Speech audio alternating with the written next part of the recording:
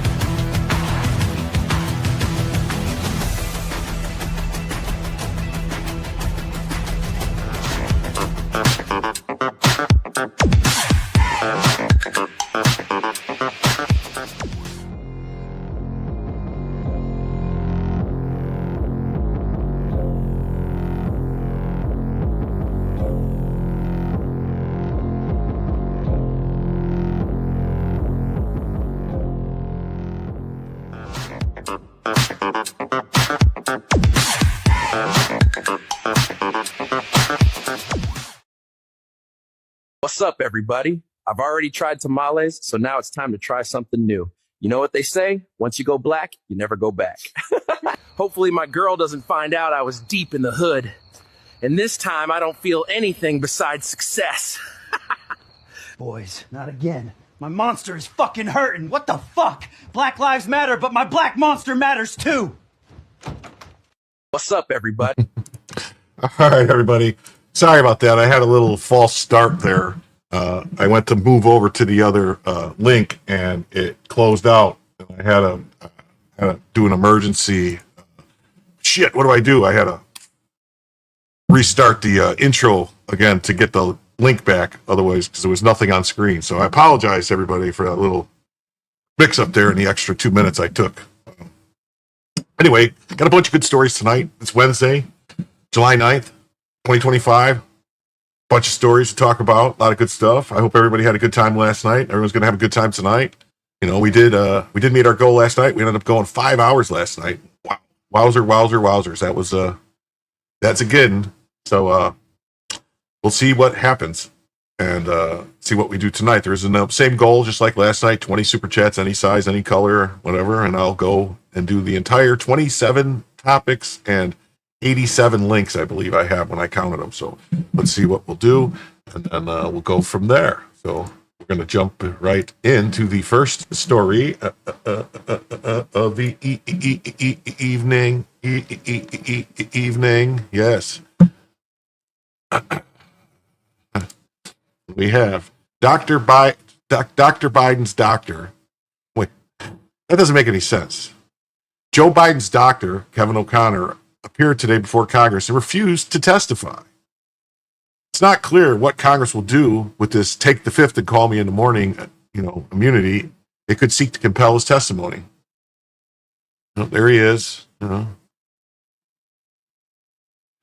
Even with an immunity grant, O'Connor may seek judicial review to protect him from the confidentiality of his former client. The House has a strong claim for the information, but it would have to move with dispatch given the likely challenge in approaching midterm elections. Says Dr. O'Connor's Fifth Amendment plea isn't just procedural, it's a neon sign pointing to systemic rot. When a White House physician clams up under oath about a president's cognitive state, it screams cover-up. The House Oversight Committee subpoena power means nothing if they can't force him to testify. And if the witness can hide behind pension confidentiality while taxpayers foot the bill for bureaucratic scrutiny, then what kind of country do we really have here? We can't get any answers, So this isn't about medical ethics, it's about accountability. The Biden administration's health opacity mirrors broader DC dysfunction where insiders protect their own while Americans get stonewalled. If a doctor won't confirm whether the commander-in-chief was fit to serve, what else are they hiding? Congress must pass strict transparency laws. Any White House physician testifying before Oversight Committee loses immunity for professional sanctions if they withhold critical health data. No more patient privilege shields for political operatives and lab coats. The Fifth Amendment isn't a get-out-of-jail-free card. It's an admission that the truth could bury them. Yes. Yeah. Oh, yeah. So this is, yes. Rally. Tried Jamali's. They're good. And yo, what's up, man? How you doing? Julio and Marjorie, nice to see you. And none of your business's timing was perfect. Hello, all. JD. Hyphenated. Diamond G. Kevin Pastrano says, can't wait to keep Jim up till 2 a.m. Well, let's see. I don't make any guarantees that that'll happen. I have a feeling that we're going to peter out tonight. I just don't think we're really going to make it tonight. I think it's going to be, it's going to be one of those nights. It'll probably be an easy night. It'll be over by midnight. Just be that way.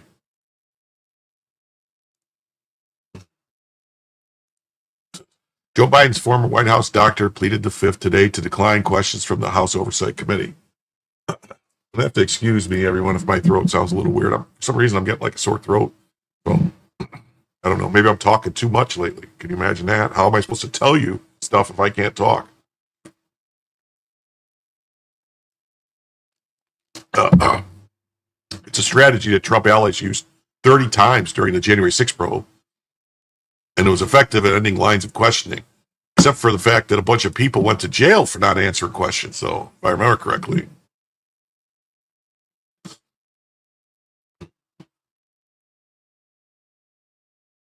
This guy says, what does this have to do with January 6th? Are you mentally ill? Well, it doesn't matter if he pleaded the fifth. Did he participate in a conspiracy to keep a mummy in the White House? And this from Disclose, same thing. So just in, Biden's White House doctor pleads the Fifth Amendment, refuses to testify at closed-door hearing on Biden's mental health from Politico. Of course he did. You'd plead the fifth, too, if your job was pretending the president was lucid for 4 years straight.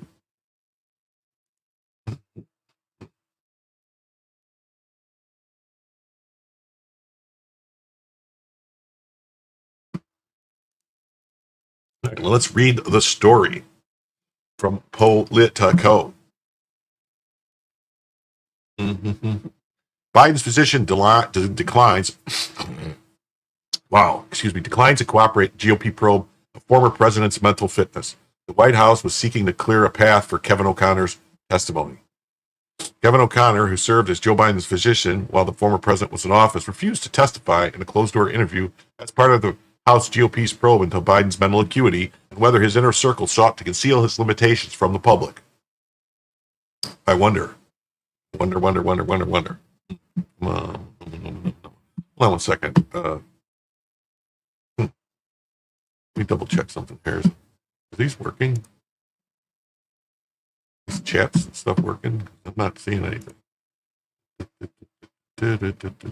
That's working. That's working. That's working. That's working. Working. I don't see no chats. Nobody is working.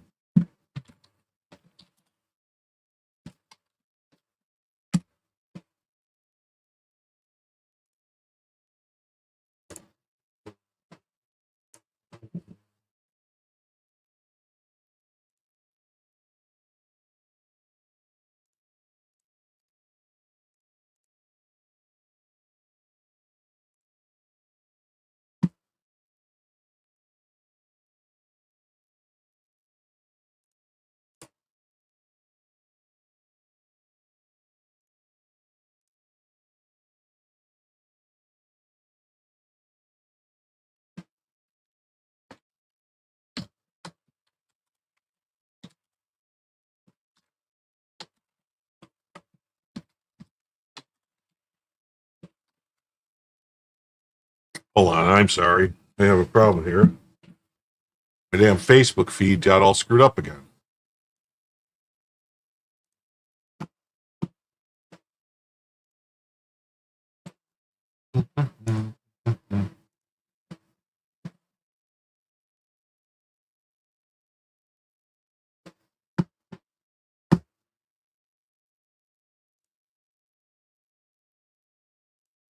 All right. Okay, I think it's working. I don't know.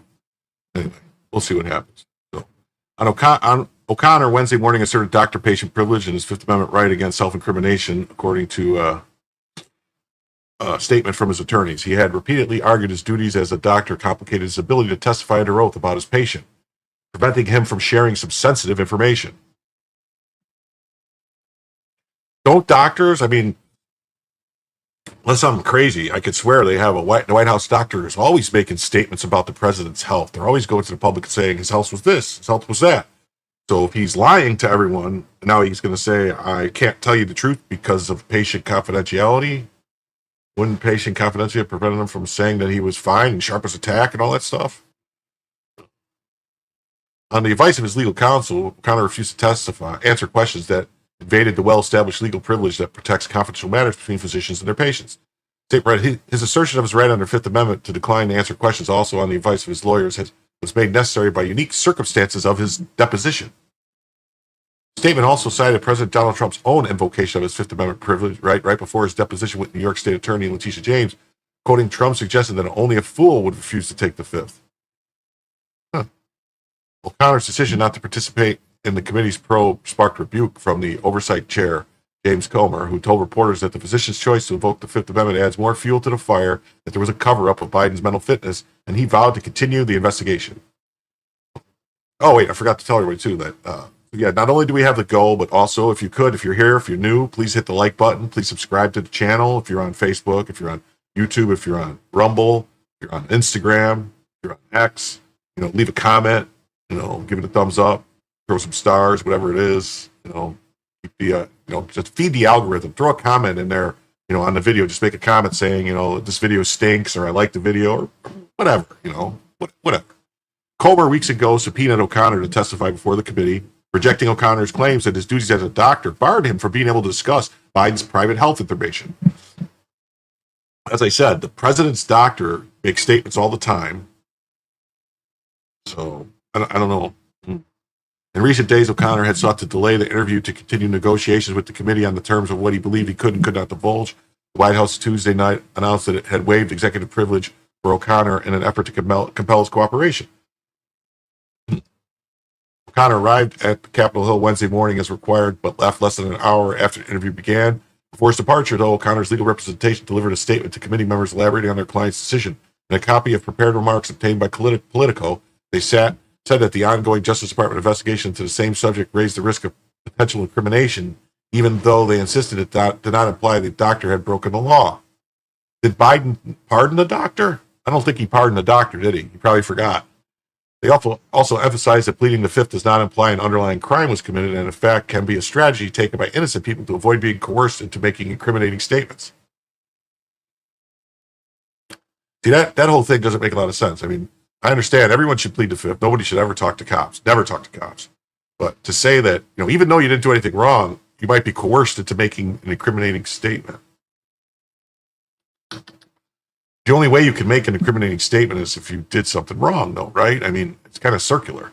O'Connor's strategy tracks closely with decisions made by more than 30 witnesses who testified before the Democrat-led committee to investigate the circumstances leading up and surrounding the riots at the Capitol on January 6th. Those witnesses all asserted their Fifth Amendment rights on a question-by-question basis. In those cases, the committee was unable to pierce the privilege, but pointed to those implications in its final report as a significant barrier.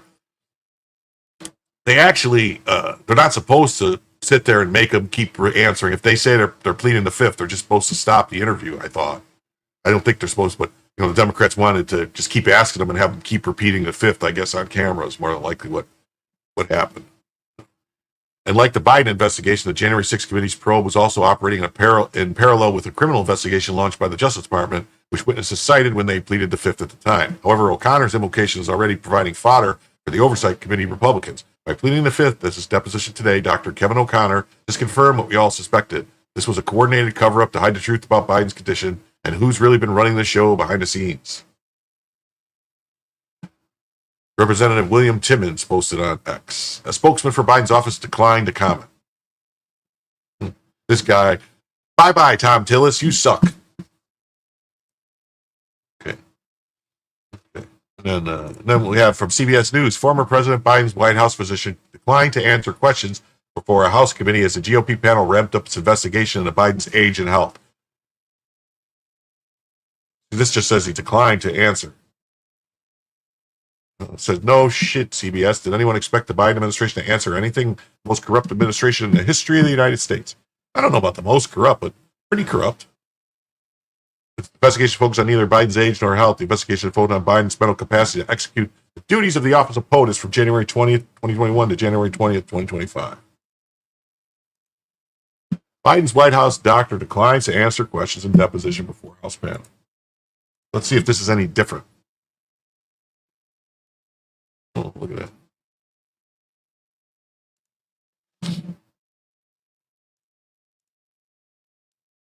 Former President Joe Biden's White House physician appeared before the House Oversight Committee for closed-door testimony on Wednesday and declined to answer questions. As the GOP-led panel ramped up its investigation into Biden's age and health. Yeah, the investigation is not about his age and health. The investigation is about whether or not he was non-compos mentis, or whatever it's called. Something like that. The committee had sought Kevin O'Connor's testimony as new reporting emerged earlier this year about the circumstances surrounding Biden's withdrawal from the 2024 presidential race and his mental acuity while in office. Anybody that had eyes and ears knew Biden's mental acuity, and it wasn't the best. Meanwhile, President Trump ordered an investigation last month into whether certain individuals conspired to deceive the public about Biden's mental state and unconstitutionally exercise the authorities and responsibility of the president. That should make everybody wonder if there was anybody that was basically pulling strings or running things in the background. There should be accountability. That's all we want, accountability. O'Connor's attorney, David Schertler, and Marcus McDougal said He declined to answer lawmakers' question based on a doctor-patient privilege and his rights under the Fifth Amendment. In a statement to the House Oversight Committee on Wednesday, the attorney said the totality of the circumstances surrounding the committee's investigation leave Dr. O'Connor no choice to decline to answer questions. Without emphasizing that his Fifth Amendment, while emphasizing his Fifth Amendment privilege does not imply that Dr. O'Connor committed any crime. In a separate statement, the attorney cited Mr. Trump's decision to plead the Fifth. Yeah, of course they did. The appearance before the panel Wednesday came as Oversight Committee Chairman Comer, a Kentucky Republican, sent a letter to O'Connor last month compelling his testimony. Comer outlined that the committee was seeking details about your assessment and of your relationship with the former president. The letter cited a memo by O'Connor last year that after Biden's physical, in which he described then president as healthy, active, robust, 81-year-old male who remains fit to successfully execute the duties of president. Yeah, I think that letter might be a problem that he wrote that letter, because clearly Biden was not fit to lead the country. Clearly.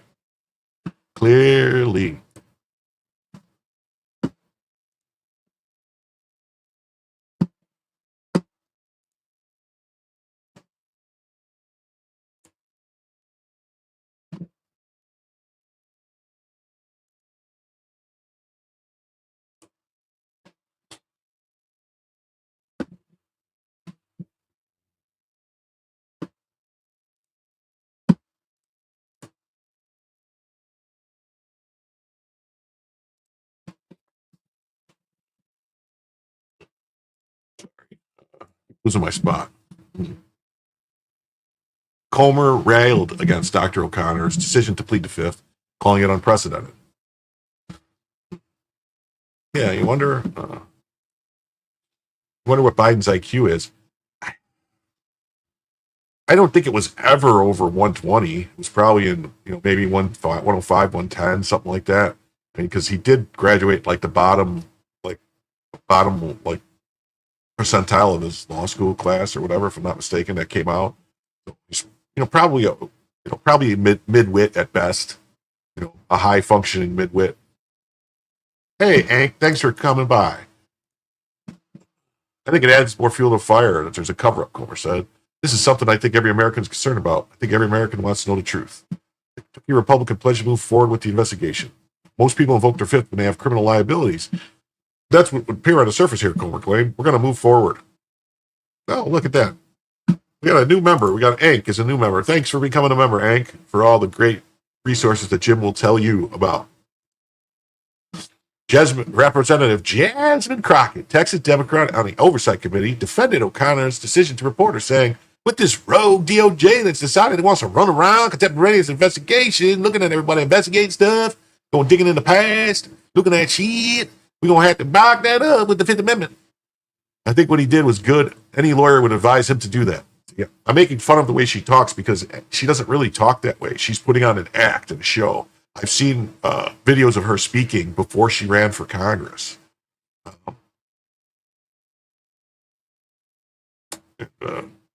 She does not speak the way she speaks now. Her ghetto ratchet act is an act. And it's disgusting why someone would want to act that way when went to private schools their whole lives and grew up extremely wealthy. Her family's extremely wealthy. Her parents are executives. So she's not from the ghetto. Yes, just stay here. Jim will tell you off. That's right. I will tell you off. Not really. I'm trying to be nice to everyone. I don't understand why we keep looking backwards, she said. We got to be looking forward. If we keep looking backwards, we're just going to keep running into shit. The reality is this country wasn't off the rails when Joe Biden was sitting in the White House. Really? Really? Oh. Well, maybe because nobody was running around doing the shit you people's doing now. So it's off the rails now because people be acting crazy. Okay. Now, so that's story number one in the bank. Now we're going to jump into story number two. Good one. It's again.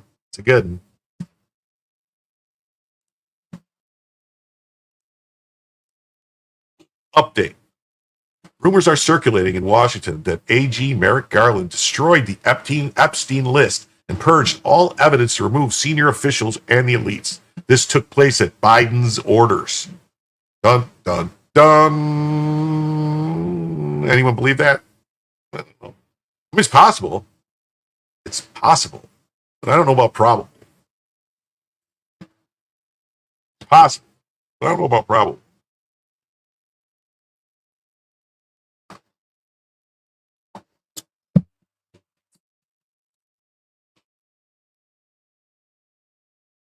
Update. The DOJ destroyed tens of thousands of documents before Trump took office. This is a fact, not a conspiracy theory. Here's a truck. Now, I remember, leading up to inauguration day, or it was actually before the transition team started coming in, there was pictures and showing all these trucks around Washington, different places outside the DOJ, shredding stuff. And I don't know if that's normal or not. It didn't look right, but what you going to do? This one says, of course that's what happened. Who in their right mind thinks from November 5th to January 20th they did not scheme to cover up or release manipulated things? Right, you mean Biden's auto pen? Let's revisit the auto pen gatekeeper, shall we? Remember how we got here? Hillary Clinton supplied Iran with uranium to enrich their program. Barack Obama gave Iran $1.7 billion that they used to fund their nuclear program. Joe Biden unfroze $16 billion of funds for Iran. Whoever owing allegiance to the United States levies war against them or adheres to the enemies giving them aid and comfort within the United States or elsewhere is guilty of treason and shall suffer, dun dun dun, 18 U.S.C. 2381, treason. Merrick Garland. Maybe. Mm-hmm.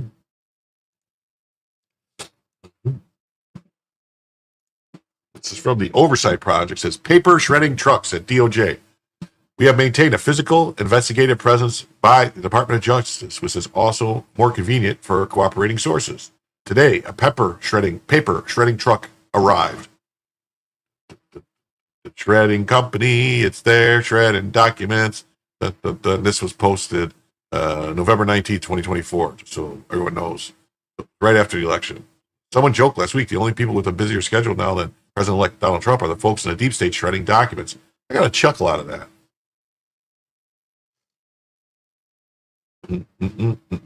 Here's the order receipt. Procurement of industrial shredder, Department of Defense, supplier, Department of the Army, contract. Current response date, November 16th. Updated date, November 5th. Published date, November 5th. So, shred truck service. And they're destroying evidence of private citizens did this, they would be in jail. That's right. Didn't you send a letter to the DOJ demanding they preserve all the records? Yes, they did. I believe it's highly likely that Epstein evidence was destroyed, but that doesn't give Bonnie or Cash a pass because my issue with them is the lie and not the files. Yes. They came out. They said they knew these things. They said the information was there. They said they were going to release it. Pam Bondi made statements that it was on her desk. Now, maybe she was sloppy with her words, but the Attorney General of the United States cannot be sloppy with her words. I'm sorry. We're going to hold you to it.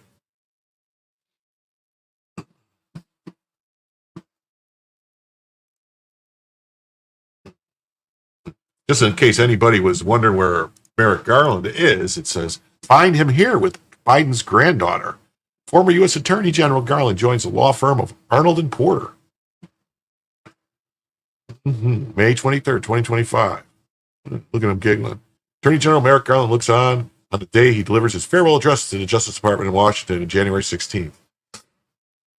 Yeah, and also, if I remember correctly, there was a video of the ATF giving him a fully automatic Thompson machine gun, which I just discovered recently that the federal government doesn't, that the whole NFA and the registry doesn't apply to the federal government. They can go ahead and sell or give machine guns to whoever they want. And there's a loophole in there for any government agency. So the ATF was able to give him one. Maybe the ATF, they got a whole bunch of them. They don't think give them to all us. They should be giving us all those guns. We need them. Sloppy Bondi, that's right. Now, I would think Sloppy Bondi would have been a little different. Little different. Say, hey, hi, Steve. How you doing? Hello, Steve. Hello, chat. Make sure, everyone, if you're just joining, to make sure you hit that like button, subscribe to the channel, throw a comment in the chat, throw a comment on the video itself, leave a comment, not in the chat, but in the comments, because actually that helps the algorithm, believe it or not, when you actually put a comment on the chat, in the video, just say something, anything like, I wish this guy would stop talking because he never shuts up and he's just getting annoying every night. Anything would be fine. Mm-hmm. And Kevin said, you guys understand that they were lying about the entire Epstein thing to get votes, right?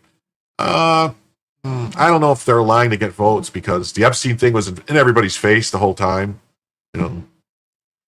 Bonnie needs to explain or remove that cross. It bothers me to see her wearing, not telling the truth. Well, what bothered me is that I noticed that the press secretary wasn't wearing her cross that she wears all the time when she was talking about this. So why did she take it off? Because she was lying, or is there another reason? I noticed that. Just saying. Hey, Duck and Felonies, how you doing, sweetheart? So glad to see you here. They're walking it back for sure. We may never know why, but it's a good thing to come out of this investigation. Well, something needs to come out. Some people, I'm sorry. I can't not believe that this guy ran this operation for all those years. And, the woman went to jail for trafficking with girls. To who? To no one?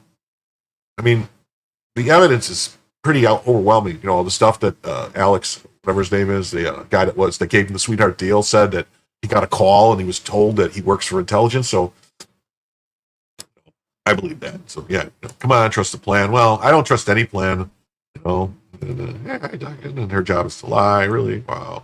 Mm-hmm. Yeah, if you notice, when the press secretary was talking about this, when Ducey was asking her the questions about it, she did not have her cross on, and she wears that every day, unless they're going to come up with some story about why.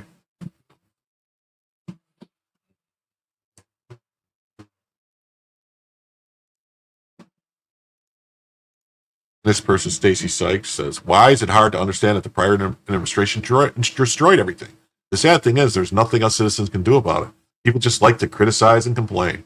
Well, that's all I do is I just sit here and whine and complain to the internet.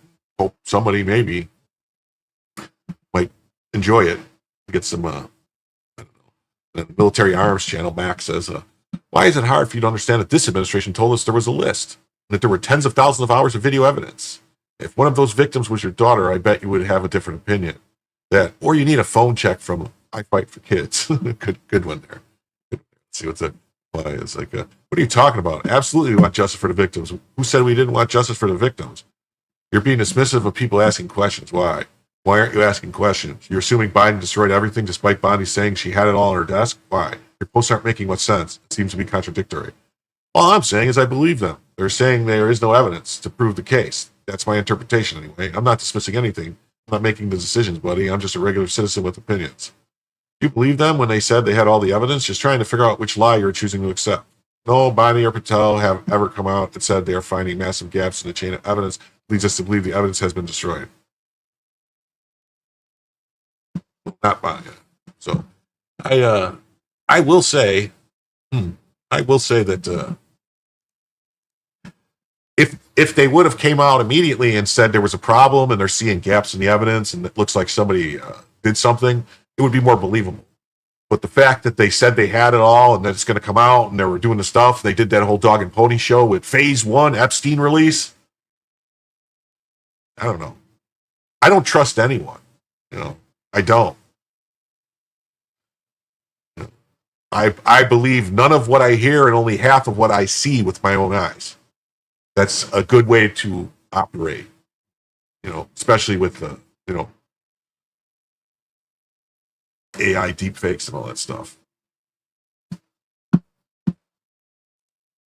Duckenfelly said, I didn't follow the Epstein stuff, but it seems important to my fellow MAGA citizens. Therefore, I echo your demands. Give up the info. That's all.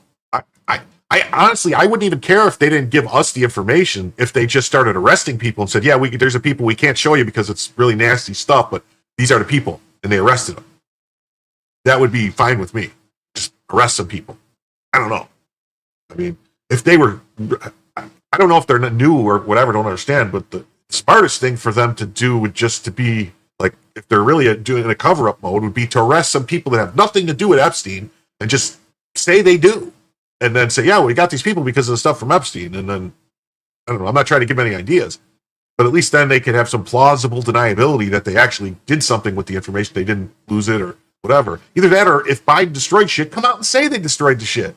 You can, if people destroyed stuff and you can prove it, you can charge them with crimes. You can't destroy evidence. It's a crime. So anyway, here's Viva Frey, a guy I used to, when I first found Viva Frey, he was still a very liberal Canadian dude, and his red pilling has been joyous to watch. Now watching him with Robert Barnes and talking and stuff, he's truly become an American. Yeah. Oh. Since for several years, I've been really frustrated why so many on the right who are just plain hypocrites. The whole Trump is not to be criticized or questioned. Crap strong. I will criticize Trump all the time. I do not want him giving anybody any special treatments when it comes to immigration. All illegals need to go. And if they want to reapply to come in, if they got a job working somewhere and they want to hire them, we used to have a program for migrants to come work. Migrant workers. They would come for the picking season, pick, and then go home. It was actually better for them because they didn't have to live year-round in America and worry about paying for stuff otherwise. But I guess now they're just getting, probably getting SNAP and Section 8 and all types of stuff from the government. So that's how they can afford to live here when growing season and picking season is very short windows. So what's going on? Anyway, and my good friend Trump in there said the evidence was destroyed or the involvement of nations, including ours with Epstein, is the reason the case was shut down. I think that's very possible. I think that's very possible that, let's put it this way. We know he was working with at least the CIA or, U.S. intelligence, British intelligence, Mossad, probably Germany's intelligence and French intelligence because of his, Ghislaine Maxwell's father and all his connections to those spy agencies. Maybe even the Russians. He might have been like a complete wild card. He might have been like one of those, complete wild card guy that had stuff on everybody that everyone was, basically that they were afraid of because he had stuff on everyone. He also, I don't know. I don't know. I thought the statute of limitation for maps was like 20 years. I thought, or wasn't at all. I thought they removed it completely if they were children, if they're underage. It's Steve Hillard says, I would think Trump would drop the hammer on the list just to remove the stain from his name. It seems dumb, because they keep posting more and more pictures of Trump at different parties where he was standing next to Epstein, back in the 80s and 90s. So, the best thing to do is just, sometimes you got to lance the boil, man, and just get rid of it. Just get it all out there, dump it. But maybe they're holding back on it for a certain thing, waiting for something to happen. I don't know. And Epstein was used to blackmail people that needed to be compromised. I totally believe that. That's what I think his whole game was. I think Diddy was the same thing. Think about it. They raided Diddy's house with all this stuff. They confiscated all this video equipment, all the surveillance, all these films, all this stuff. They didn't show any of that in Diddy's trial. They didn't even talk about any of that at all. Diddy's trial was based on two women's testimony, basically, that had nothing to do with them raiding his house. They could have did all that, never raided his house. Kind of seems like it was on purpose just to basically give them the ability to go confiscate the stuff out of Diddy's house and disappear it like they did to the Epstein stuff. Second Philly says, I've been in a criminal county district and municipal court. Municipal court was the most corrupt BS I've seen. Sick. Yeah, it's bad, man. Court. I don't wish. Court system is being involved in a court system in any way, shape, or form is the worst thing that can ever happen to anybody because it just drains everything from you. No matter what, you're going to get screwed. You're going to get screwed. And so you're saying 5 years for underage kids? I don't think for underage kids that I can't believe that because that doesn't that. Or okay, maybe it's criminal. Maybe you're right. Maybe it's criminal is 5 years. That's civil. They opened up to like 20 or 30 years because that's how the kids that were all able to sue the church and the stuff and the Boy Scouts. Maybe that's why. Maybe the criminal is only 5 years. So Congress has a list of members that use sexual harassment NDA funds. Yeah, this is sick. And the fact that we don't know about it, the Congress uses these funds and they settle these cases, and none of us know. There's been high-profile congressmen that have been involved in some very sick shit, went to jail for it. Mm-hmm. It says, if anyone from the current DOJ came out and confirmed that the prior administration deleted evidence, I think everyone would be frustrated but understand. What we can't wrap our head around is this current DOJ relying on the file that was provided by the very same FBI DOJ that they have accused of being a criminally weaponized enterprise. Yeah, how do you take their word for it? Like, Cash Patel ran around telling us how the FBI was corrupt, needed to be scattered in 1,000 pieces, and he's going to close down the Hoover building and spread them all across the country, do all this stuff. And then now he's just like, they're all great. I don't get it. I don't get it. I don't get it.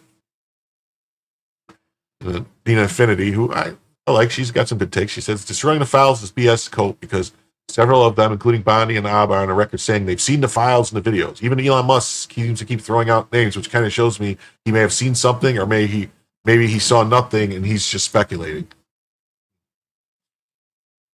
Playing a game. But the other people literally talked about the stuff in the file, so this is all gaslighting, same tactics we saw during COVID time and time again.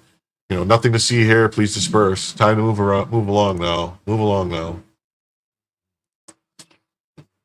And here's an article that says Epstein and the Intelligence Trap: What They Know and Can't Say. So this is Amuse, his article. Amuse is really good. He generally doesn't sell wolf tickets or anything like that. So let's read what he has to say, and then we'll talk about it. The dissonance of silence. It's often said that silence speaks louder than words, but politics, particularly in the realm of national security and institutional deception, silence can scream. This week, the Department of Justice issued a 2-page memo attempting to close the book on the Epstein affair. It claimed, with bureaucratic finality, that there is no client list, no credible blackmail operation, and no intelligence connection to Jeffrey Epstein whatsoever. Nothing at all. No. Was just the luckiest guy in the world that he got this great deal from, that to go home, during the week and just have to spend the weekends in jail, In response, 3 people who once led the charge against the deep state duplicity, who built their reputations torching the intelligence community's darkest corners, Pam Bondi, Cash Patel, and Dan Bongino, stood by and said it has essentially nothing, nada, zip, zero, zitto, zitto, zitto. Here's the letter, which I'm not going to read because we've read it. It's a bunch of, in my opinion, horse doo-doo. The abrupt and telling quiet should give us all pause. To understand the full weight of their silence, we must revisit who these individuals are and the stakes of what they now decline to confront.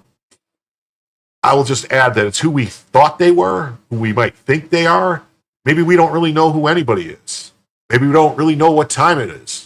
Does anybody really know what time it was? 25 or 6 to 4? Bondi, the former Florida Attorney General, earned acclaim for prosecuting high-profile criminals and exposing systemic corruption. She also led the charge in prosecuting George Zimmerman. She also led the charge with passing red flag laws in Florida after Parkland. And led the charge with getting binary triggers and bump stocks banned in Florida. Yeah, that's her. Let's just, let's keep it real. Patel, an architect of the House Intelligence Committee's investigation into the Russia hoax, is one of the most legally precise and fearless national security officials of the past decade.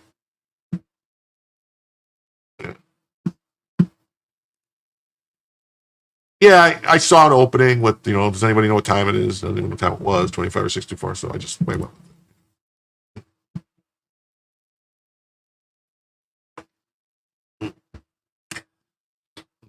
Bongino, who served in the Secret Service and later as a conservative commentator, has made a career of unmasking the inconsistencies of the intelligence apparatus. None more frequently than Epstein. In January 2024, Bongino played a clip on his podcast in which a journalist stated he was 100% convinced that Epstein was killed because he made his whole living blackmailing people. Bongino added, I've heard the same claims from another reporter, and they are super important. Hell has similarly echoed doubts about Epstein's death and the intelligence community's role in covering up his network. Bondi, during the election cycle and beyond, pledged that Epstein's saga was not over. Each built public trust on the promise that they would get to the bottom of it. Hey, Jay Swalback, so glad to see you here. He said, here's the problem. If the U.S. government says he was an asset, that makes the U.S. government culpable, which means billions of dollars of lawsuits that they don't want. Well, it says, plus these guys don't know how to lie, so they're not very good at it. That's why everything looks so inept. Well, if that's the case, then what are they? What are they doing? I don't know. What are they doing? I mean, and I don't know about that because I thought the federal government can only be sued if it allowed itself to be sued. Like they could claim, immunity and yeah. I think it was multiple countries, Trumpinator. I think it was multiple countries. I think he was like a black bag man. He was a guy that did things for them that they didn't want to get their hands dirty doing on their own. They didn't want to get caught up. So he was running around the world getting shit on people. That's why he had the island that was in the Caribbean. That's why it wasn't in U.S. territory. It was in. I'm pretty sure his island was in British Virgin Islands territory. Pretty sure. Maybe it was U.S. Virgin Islands territory, but I thought it was British Virgin Islands territory. And then there's also the connections with the yachts and stuff with Ghislaine Maxwell's father that just somehow died. He fell off his boat one day. Now they all plead ignorance, or worse, they call for no further action.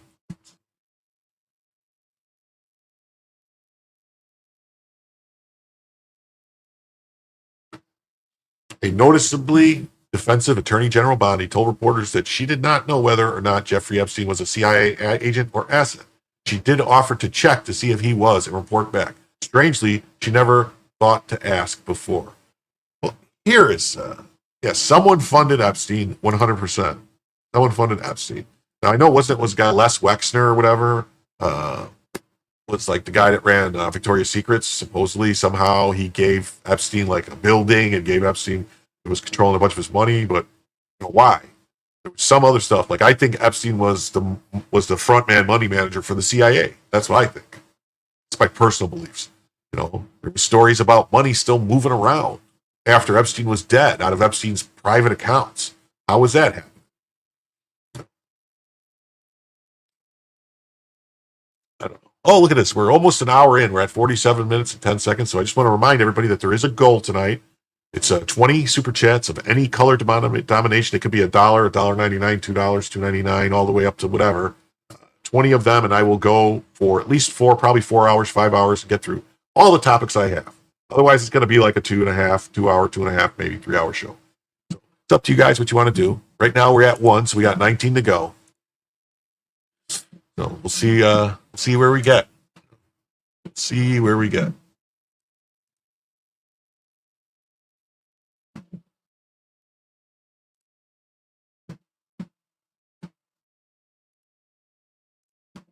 Okay. How do I keep doing that? I keep losing stuff. Hey, howdy, Pat Hacker. How you doing? And Jay Swell said it was multiple countries, but we were in on it too. Definitely, the U.S. was in on it. Epstein wouldn't sell to anybody who would sell to anyone who would pay. The deep state doesn't have loyalty, but buys and sells smart. Yeah, that's what I think. I think he was probably not so much protected, but feared because of all the stuff that they knew he had on people. So it was like, well, what are we really going to do? And and he was a useful person that they could use. I mean, when they knew they couldn't use him anymore, that's when they got rid of him. The videotape doesn't lie. There's a missing minute on the videotape. It's not even the right thing. The garbage can moves around. I don't believe nothing. I don't believe nothing. The body doesn't know if he was a CIA agent. If you're in a Trump cabinet meeting, let's play what we're going to listen to it. We're going to hear what she says. Here we go. Sure. First, to back up on that, in February, I did an interview on Fox, and it's been getting a lot of attention because I was asked a question about the client list, and my response was, it's sitting on my desk to be reviewed, meaning the file along with the JFK. Okay, so you guys believe that she was sloppy Bondi when someone asked about the client list. Have you seen the client list? Do you have the client list? It's sitting on my desk waiting for me to review it. She wasn't talking about the client list that she was asked about. She was talking about the files in general, the Morpheus files. It was all the files that she was given, like, Benghazi and Iran, Iraq, and Biden, and, pardons and everything. It wasn't just, FBI. It wasn't just that. It was everything. It was Operation Crossfire Hurricane. As well. It was everything. Everything. That's what I meant by that. Also, to the tens of thousands of video, they turned out to be child porn downloaded by that disgusting Jeffrey Epstein Child porn is what they were. Never going to be released, never going to see the light of day. To him being an agent, I have no knowledge about that. We can get back to you on that. And the minute missing from the video, we released the video showing definitively. Wait, hold on. Was not. So I didn't know that this happened. That happened just the other day. Just a couple days ago, she said she's not sure if he worked for the CIA. If he worked for the CIA, they would have got rid of all the evidence, you dumb cunt. What are you doing? How are you saying this now after you're saying there's no evidence and you're saying, well, we don't know. Well, we don't know if he worked for the CIA. We don't know if he was an agent or an asset of the CIA.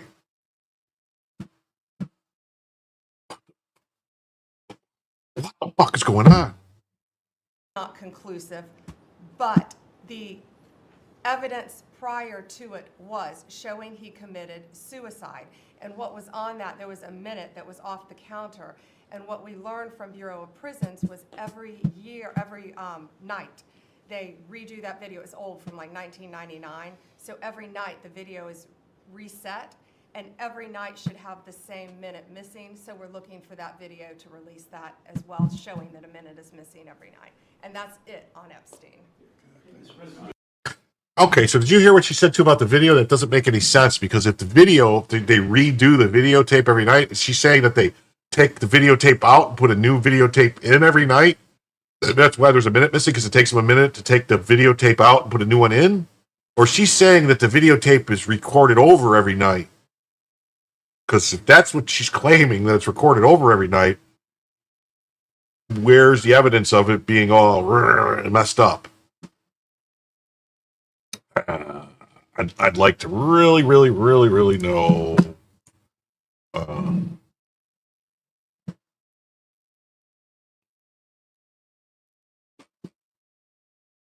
Wait, I thought there was more to this.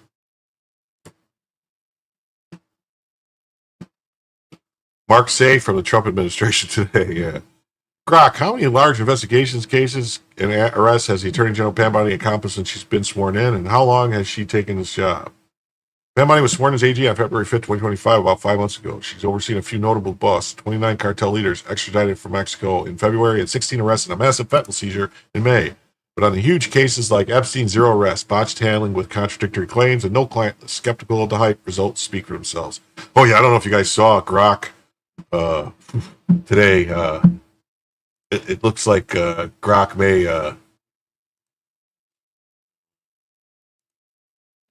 it looks like maybe Grok is starting to notice some things, some patterns and stuff. So anyway, sorry. Wrong thing. What am I doing here? Hold on. So yeah, so what do we think about this? Gary Sports says Bonnie is not a liar. So now that she does, she sounds extremely, extremely bad at it. It's possible. That's possible. True. You're saying it's not a videotape. It's a DVR. If it's a DVR, then what is she talking about? Having to redo the tape every night? Something doesn't make sense. I'm saying that. I would like to add some more serious questions about that. I really would. But her statement, though, right now at this meeting, which was 2 days ago, where she says that she doesn't know if he worked for the CIA yet. That's alarming. That should be alarming to everyone in the world. It really should, because the fact that she doesn't know. Yeah, videotape is from the 90s, I admit. And if they're still, but I'm going to tell you, the government is one place where they still use some weird stuff. There's things in the government that, like when I was in the Navy, we were using equipment from the 60s and the 50s. They don't upgrade stuff fast in the government. There's part, like, I think if I'm not mistaken, like the FAA, all the air traffic control system was running off like a Windows 95 system or something like that, or MS, something weird. Like they're still using MS-DOS and some stuff, I think. But anyway, I'm going down a rabbit hole. I understand. Somebody knows, but we don't know. Like I said, I don't really care. I don't want to know the information about the list per se. I would just like to see them arresting people. They don't have to tell us any names of people that they don't have proof committed crimes. just arrest the people you have proof committed crimes and say, yeah, we got this guy, he committed a crime. I mean, I don't know. So, all right, now we're going to jump. I thought I had more on that, but I guess not. We're going to jump to this.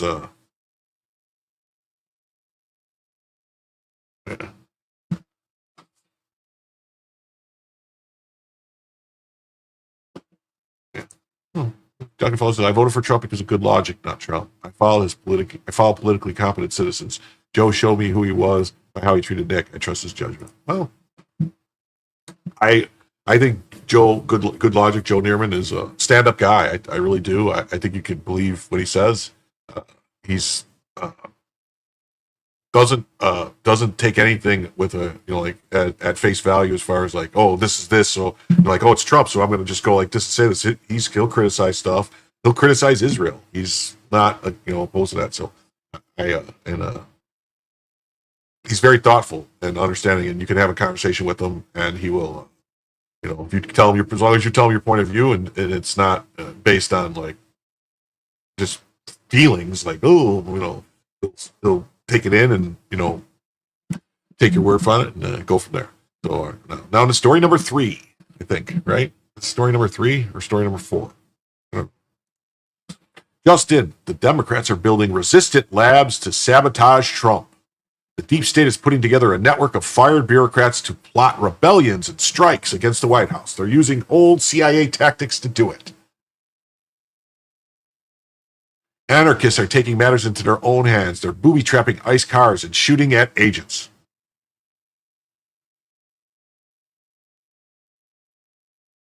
Let's see. I don't know. This is 7 minutes long. Let me, I'll speed it up. I'll put it for right now. I'll do 1.25. We'll see how that goes, and then we'll see. Democrats say there needs to be bloodshed to get attention. So now they're building underground labs and putting their foot soldiers through boot camp. I've started something called Resistance Lab. It's a training on really the documented, most effective ways to counter Democratic backsliding, nonviolent. Okay, I think what she just did is admitted to a seditious conspiracy. I'm not a lawyer. I just play one on TV, but I believe that is a seditious conspiracy. She's admitted that she created these things to form plans to do resistance training and to basically to revolt against the government. I don't know. Maybe someone needs to be looking into her communication, see who she's talking to, who's paying her, who's she paying. Is she a part of this stuff? Is she part of the ambush that took place at the ICE facility? Resistance tactics to build that movement. A couple of months ago, Mad Maxine Waters, no relation, said Republicans were training up in the hills, but it's Democrats who are working out in labs. Dozed USAID staff are building a network and plotting rebellions and nationwide strikes. Reports say they've been passing out old CIA pamphlets titled Simple Sabotage. The strategy is to harass and demoralize the enemy. Primetime went inside one of these resistance labs. Okay, hold on. I saw something I want to bring up. I want to address it. Unhyphenated, who I appreciate his opinion. He's always very thoughtful and concise with stuff he says. He says, I'm a firm believer that Maxwell should be released ASAP. I believe she was guilty, but the Trump administration has made it clear there's no evidence. Yeah, how is she in jail if there's no evidence? That's strange, right? Where's the evidence they used to put her in jail? It was just those women's testimony? There's no other physical evidence, just testimony from 20, 30 years ago?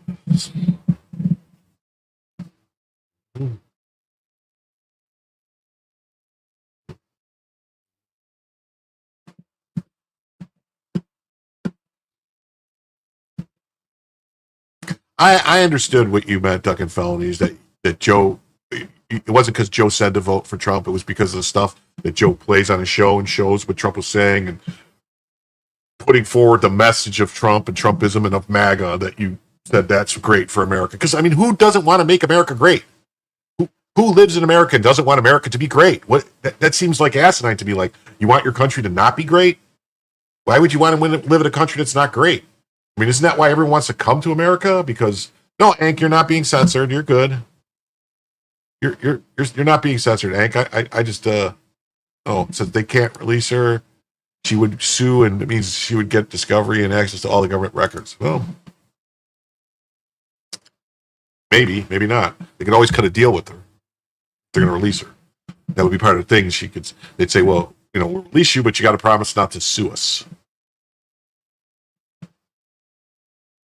That's more than likely what would happen. She would probably shoot herself 3 times in the back of the head and hang herself from a tree while getting run over by a van or something. Like, like the what was that guy's name? What was Chelsea Clinton's father's name? Her Hubble. Yeah, Webb Hubble. Right? Yeah. Go out like that. Yeah. And General Jayapal is whipping her army into shape. Governments and institutions together do not save people from dictators. The thing that saves people from dictators is the people. It is large scale mass movements of people. If you have the moral high ground and you act with dignity, then anger is incredibly compelling and people will join you. We're getting reports that the Abrams tank is flanking in from the south. You send the U.S. Marines into spaces they should not be. You send the National Guard in. You kidnap people off of the streets and pretend that's normal, because that's how you quiet dissent, because you make everyone afraid that if they don't do what you want, they might be next. And once you've done those 9 steps, step 10 is easy. That's when you decide there won't be new elections, because everyone's either afraid, poor, broken, or complicit. Stacey says Trump deporting bad hombres means we're never going to have another election. Oh, Democrats are acting like it's do or die, and they're on a warpath. A Democrat running for city council in San Antonio just took out a hit. Quote, I want to see a few dead ICE agents in Los Angeles. Don't let me down. Radicals are already answering his call. A New York man was just arrested for threatening to murder an ICE agent and his kids. Yeah, and that's why they say that they were upset about them wearing masks and stuff. I mean, if you got people that are actively threatening to kill them and their kids, why would anybody want their identity exposed? Oh, okay. JX says, okay, release Maxwell into my custody. I can fix her. She used to have a nice body. I thought a nice rack and everything. Like, she used to look good. I don't know about now. I mean, I imagine she doesn't, she's up there. Isn't she like in her 60s now or something? She probably doesn't look that good, JH Wellbeck. I don't know. Maybe unless, I don't know. I mean, believe it or not, I think Bondi's like 65 or 66 or something. Bondi's up there in age. I was shocked when I found out. I was like, what? I thought she was in her 40s, but no, she's up there. Oh, shit. I just realized. I'm sorry, everybody. Let me shut the ads off. I did not realize. I just saw that they're on again. I don't know why YouTube keeps doing that. I apologize. All right, let's get back to this. After a nice sting in Virginia, he says this, I can't wait to put a bullet into this guy's brain. But first, his children. 43-year-old Matthew White also posted things like, kill them all. ICE is the new age Gestapo. Stop them. And told Homan, if your ICE agents don't show proof of identity and a signed warrant, we will kill them. Over 24 hours ago, a gunman opened fire on a Border Patrol facility in Texas. The Justice Department calls it an organized tactical ambush. And Bondi's crew just hit these wannabe assassins hard. Today, my office has charged 10 individuals with 3 counts of attempted murder of a federal officer. It was a planned ambush with the intent to kill ICE corrections officers. Make no mistake, this was not a so-called peaceful protest. It was indeed an ambush. We have the mugshots. Look at that. Big surprise. 2 of them are trans. One of them, a dude named Cameron, wants to be called Autumn Hill. Okay, Autumn. Miss Autumn pulled up with her gang draped in black military-style clothing and fired off dozens of rounds. One of them was across the street and fired up to 30 rounds at officers outside the facility.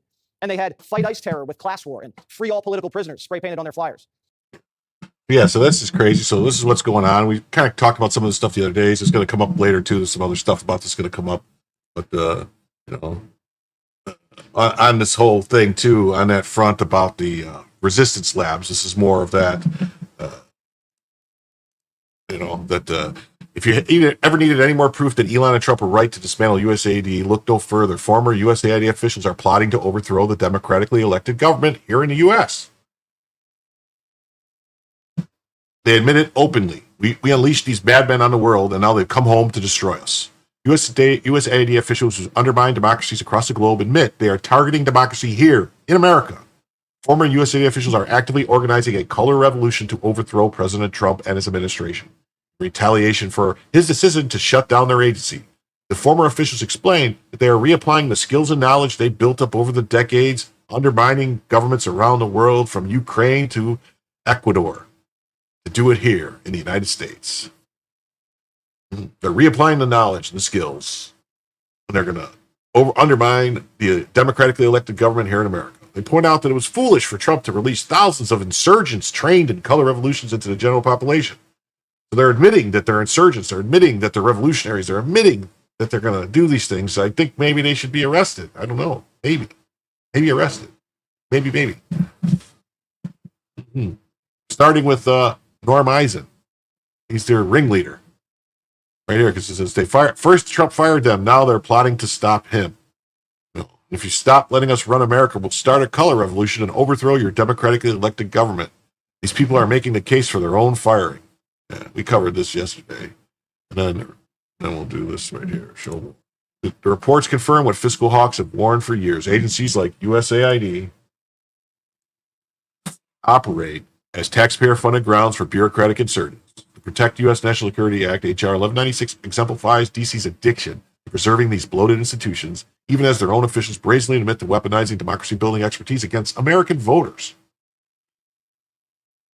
From USAID staffers boasting about organizing non-cooperation tactics and studying CIA sabotage manuals aren't whistleblowers, they're proof of systemic rot. When career bureaucrats treat constitutional oversight as tyranny and taxpayer-funded skills as personal rebellion tools, it's not dissent. It's institutionalized subversion.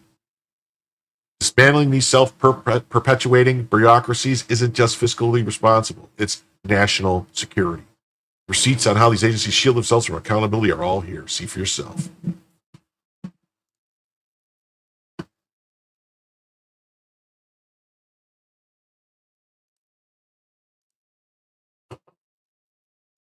Here, the Washington Post says some federal workers cried, some updated their resumes, others vowed to fight.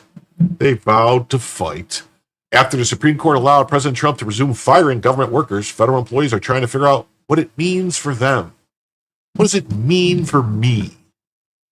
What does it mean to me that I'm fired? Well, I think it means you got to look for a new job. Maybe stop crying about it. Go get a new job. It means now they're officially part of the real world. People get fired and laid off all the time. That's all it means.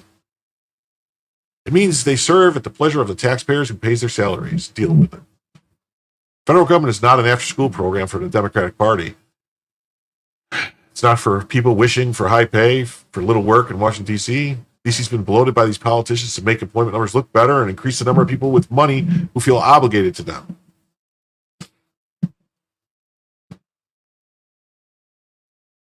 And the only reason they want more and more people working for the government is because they want people to donate more money to the Democrats. It's time to eliminate the waste and help the economy get better at functioning and create a functioning government in the process. It might maybe result in some of them starting businesses or do something they're proud of for a change, but maybe they'll go further their educations and become more Marxist in college or something. And they could just learn to code. Yep, remember? I'll have to circle back with you. So that's we're going to read this article from the, look at that. Look at that. Look what that guy did. Look what that guy did. He planned ahead. He didn't plan ahead and went to the archive.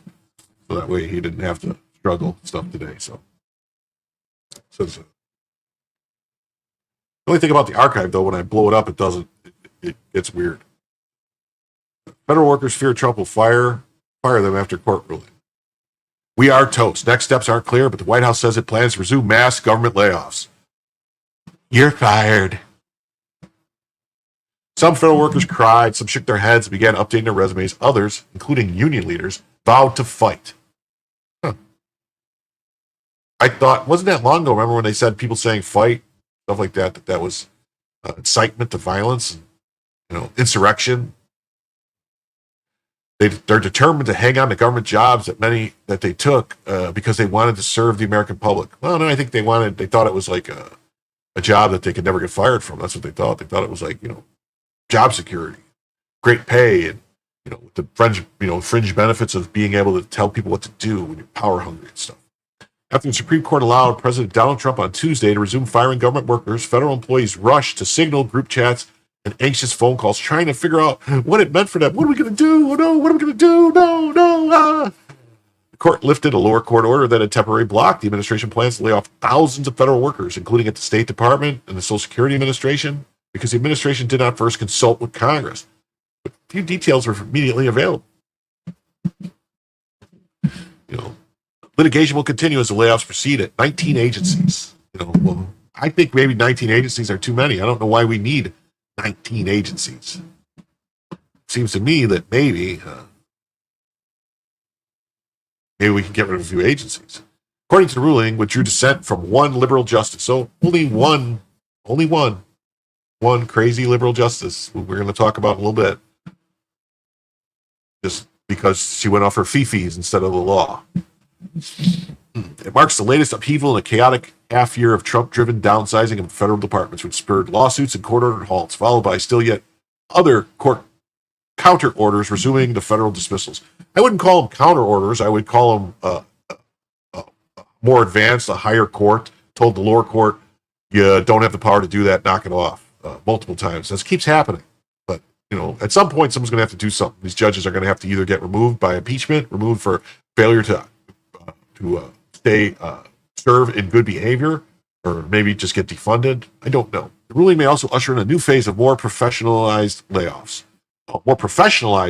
Like the professional.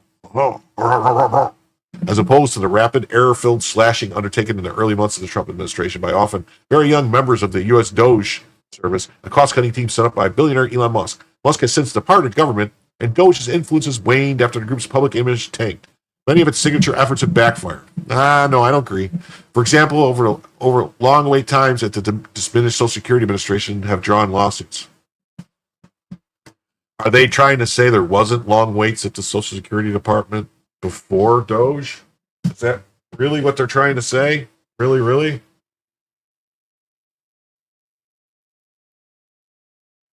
So, okay, I see what the problem. I see what the problem is. I see why it went kaplooey on me. Today's Supreme Court ruling, though, paves the way for agencies themselves to carry out Trump's executive order requiring the government to plan and execute mass dismissals and restructurings. The key force behind that order was Russell Vought, the White House budget director and the architect of Project 2025, conservative policy blueprint. Vaught's power has grown as Musk's did. Vought told Congress last month that he intends for DOJ in its post-Musk phase to become far more institutionalized within the government, helping carry out his and Trump administration's vision of reduced staff and spending.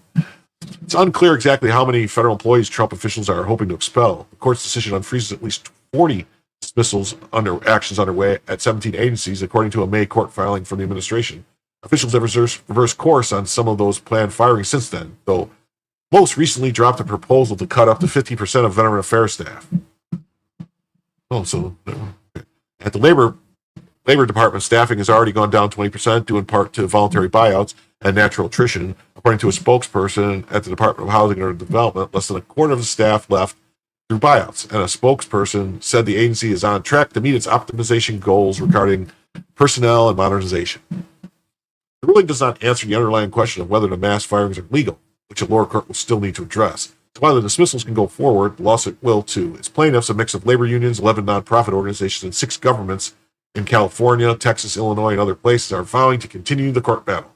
Plaintiffs asked the lower court Wednesday for speedy discovery on the agency's RIF plans. Nearly all the agencies affected either didn't respond or declined to respond to questions. Department of Homeland Security spokeswoman Tricia McLaughlin said in a statement that the agency is actively identifying other wasteful positions and offices that do not fulfill DHS's mission, specifically referencing the Federal Emergency Management Agency. Under Secretary Noem, Acting Administrator David Richardson, FEMA is shifting from bloated, DC-centric deadweight to a lean, deployable disaster force that empowers state actors to provide relief for the citizens. The decision will imperil federal services nationwide, said Everett Kelly, president of the American Federation of Government Employees. So the union that represents government employees is upset because they're going to have less members. Go figure. The nation's largest federal union would help bring the suit. This isn't just some Washington, D.C. legal tussle. It's life-altering decision for tens of thousands of American families, said Kelly. Well, yeah, because they think they just deserve the jobs. They got to get the job. Federal employees across the country will sit at their dinner tables tonight with their layoff notices next to a pile of bills. Wait a minute. So you're telling me that people that have worked for the government for years, most of them, for years, on a government salary with benefits, have a pile of bills because they don't make enough money? Is that what you're trying to imply? Maybe your union dues are too high then. Is that the problem? Because I don't know. I mean, I don't know many union employees that are struggling next to piles of bills, because generally speaking, the whole purpose of the union is to make sure that you get paid a good wage for your work. I mean, if you're not working, then you're not going to have money. But if you're working and you're saying they just got a layoff notice, there's no reason they would have a pile of bills next to a layoff notice. The Supreme Court's action just changed their lives forever, and they're wondering what they're ever going to do to make ends meet. Get another job. Trump officials at some agencies rushed to claim victory in the hours after ruling, vowing to pursue layoffs as soon as possible. Today's near unanimous decision from the Supreme Court further confirms that the law was on our side throughout this entire process. Read an ex post from the State Department, which has vowed a 15% staff reduction. We will continue to move forward with our historic reorganization plan. The White House also hailed the ruling as a triumph. It marks another definitive victory for the president and his administration. White House spokesman Harrison Field said in a statement, it clearly rebukes the continued assault on the president's constitutionally authorized executive powers by leftist judges who are trying to prevent the president from achieving government efficiency across the federal government. That's a lot of words there. Unions were already circulating calls to fight back by Tuesday evening. One American Federation of Government employee emailed quickly passed among workers in private chats and obtained by the Washington Post urged them to document their firing and share the evidence with union members. In the subject line, please state your name and official RIF reduction in force notification, read the message. One federal worker shared the email with friends, wrote, just in case anyone gets riffed and wants to join the class action appeal. And government employees across the nation and the globe went to bed Tuesday and woke up Wednesday with one dominant thought. Will I be fired today, tomorrow, this week? That's the fucking reality for the vast majority of the public, always, every day. You never know you're going to get fired. You never know what can happen to get downsized. I mean, it's life. There's a sense of it's finally coming, said the staffer at the Interior Department, too. Like more than 24 other federal workers interviewed for this report spoke on the condition of anonymity for fear of reprisal. In an odd way, the employee added, it's almost a relief. I've always been wanting to go on vacation, and now I get all these vacation days built up, and they have to pay me out on the 6 months I had built up, so I'm going to get to go on a cruise. We don't want to play the waiting game, the limbo. Of course. No one wants to be riffed, but the anxiety is terrible. I wish they'd just get it over with. Many employees have been waiting to learn the fate since February when Trump first ordered the firings, what he called a needed measure to eliminate waste and bloat and insularity. Yeah, it's crazy, isn't it? It's crazy, isn't it? It's interesting to see the media, Dems, and government employees fall apart when they're facing what private citizens have since the dawn of employment. Yeah. Well, yeah. That's part of the problem. That's why I think why our school system's so screwed up is because of how powerful the teachers' union is. I mean, the teachers should have some protections. And they shouldn't just be able to be fired for certain things and stuff, but they're way too powerful. In some of these cities, the teachers' union basically runs the city because the amount of teachers that they have to live in the city to be a teacher in the city. So, it's a big block. Some cities, 100,000, 150,000 teachers. Big block. Late Tuesday, some learned they were too spared for now. After the New York Attorney General's office said the court ruling would not affect a preliminary injunction in a separate lawsuit that halted mass terminations at some sub-agencies within the Department of Health and Human Services, including the So see, all these people, like, what is the New York Attorney General? Where does she get off saying that the Supreme Court ruling does not affect a lawsuit that she's part of? When is she going to jail for mortgage fraud? I mean, we saw the documents. How come she hasn't been arrested yet?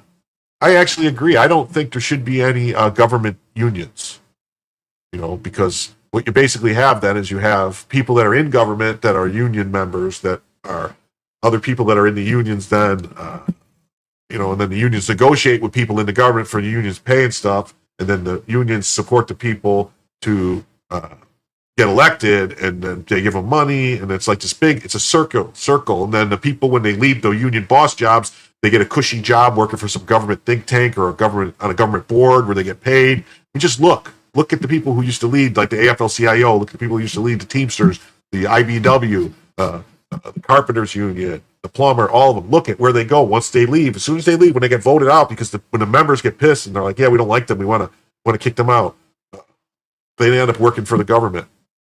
Always. Oh.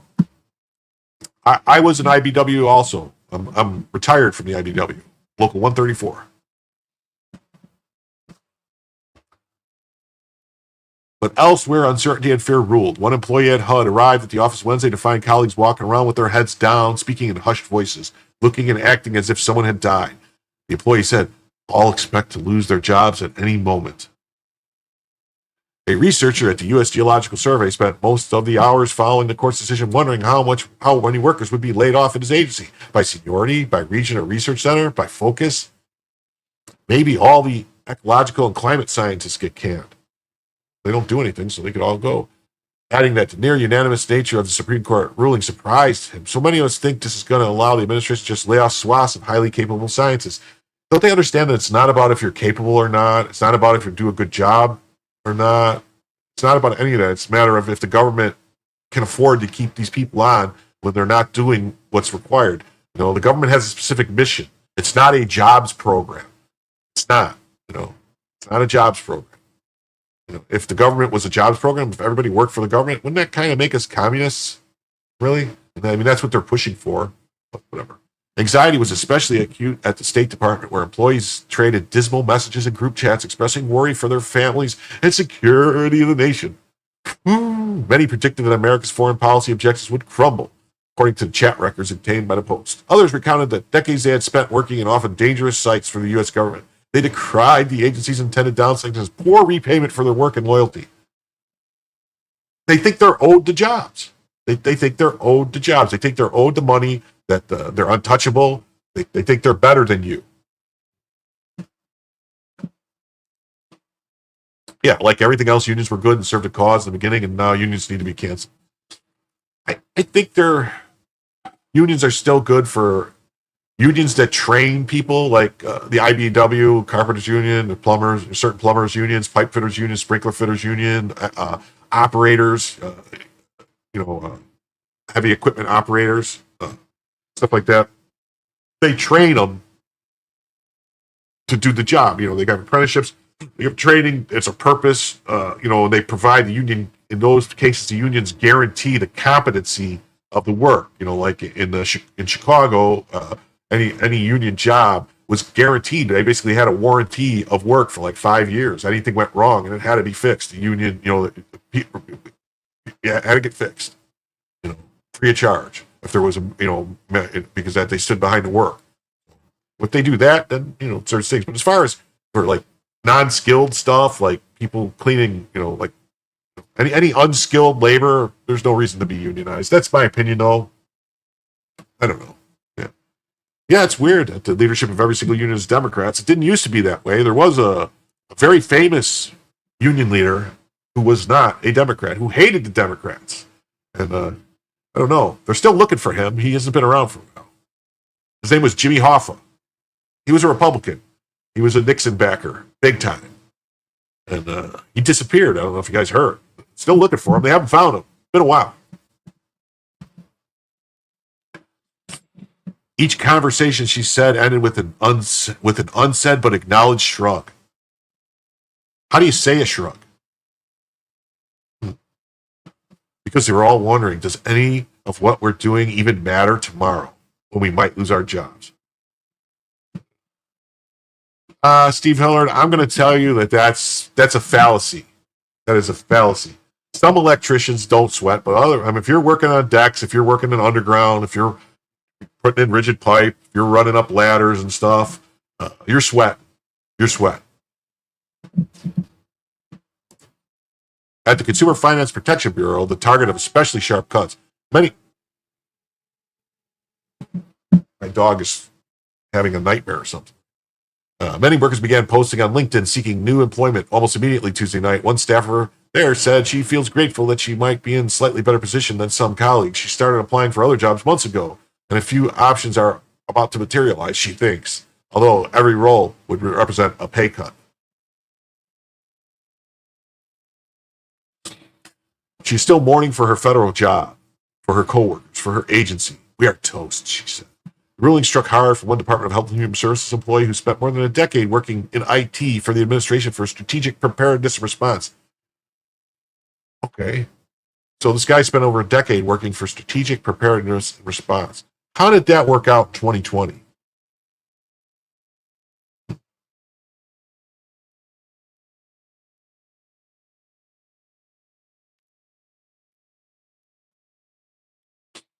He loved and believed in his job, helping coordinate America's response to disasters and public health emergencies worldwide. For example, supporting staff who traveled to Haiti to help that country recover from the 2010 earthquake.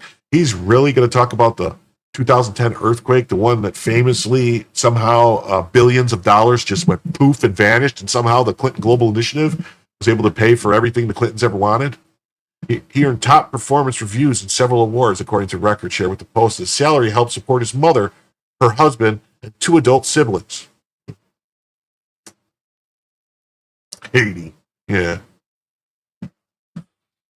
But on April 1st, he was abruptly fired alongside thousands of others, then put on administrative leave pending the outcome of the lawsuit, challenging the dismissals. I was the pride and joy of my family, the first one to go to college, the oldest, the most successful one, who was going to continue to be there for them. All of that was removed from me. Maybe you should tell some of your bum brothers and sisters to go get jobs, I guess. I don't know. I mean, it's one thing to help your family out when they need it. It's another thing if basically you're saying that you're supporting your parents and your brothers and your sisters and everybody because you got on the government tit, and so that's going to be great to everyone to suckle on government teeth. For 3 months, as the case wound its way to the Supreme Court, he applied and was rejected for other jobs. He hung on to the hope that he might get called back to work. On Tuesday, he was sitting at home when the boss texted. The court ruled, "How many paychecks do I have left?" He recalled asking the empty room, "Do I have to get on Obamacare?" At some point, golden sunlight poured through the window, and he noticed that it was nearly evening. He checked his watch. He'd been sitting there for 2 hours. There is no hope, he told himself. There is no Hail Mary. Wake up, wake up, wake up. Let's just do it right. Come on, come on, come on, come on. Okay. So that's what they're up to, man. That's what's going on. At the sound of a man working on a train. Gang. That's the sound of the man. All right, so that's the end of that story. We're going to jump to the next story, which is this story. I was so grateful to hear. The story made me really, really, really, really, really, really happy. Happy. The verdict is in. Douglas Mackey has been found guilty. March 31st, 2023. This didn't make me happy. But other guys know Douglas Mackey went by the name Ricky Vaughn on Twitter, and he posted funny memes. And during the 2016 presidential election, he posted a meme telling people to vote by text. It was a joke. Well, the DOJ waited until Trump was out of office, then they prosecuted him in 2021. And they sentenced him to prison. And it finally made it to the Court of Appeals. And guess what? The Court of Appeals said, you have no evidence a crime was committed and dismissed the fucking charges. Yeah. So this guy was put through hell for over 4 years, 5 years. And how much money was spent and all this other stuff to find out that he did nothing wrong. The appeal is in. You violated the First Amendment, and the Second Circuit just told you so. The ruling is in. The verdict was given to better judges, and they said, nah. They didn't seem to rule on the First Amendment grounds, rather than lack of proof of collusion with another person. They didn't have to rule on First Amendment grounds. You just say, breaking, the Second Circuit Court of Appeals has thrown out my conviction for lack of evidence. The case has been remanded to the district court with orders to immediately dismiss. Hallelujah.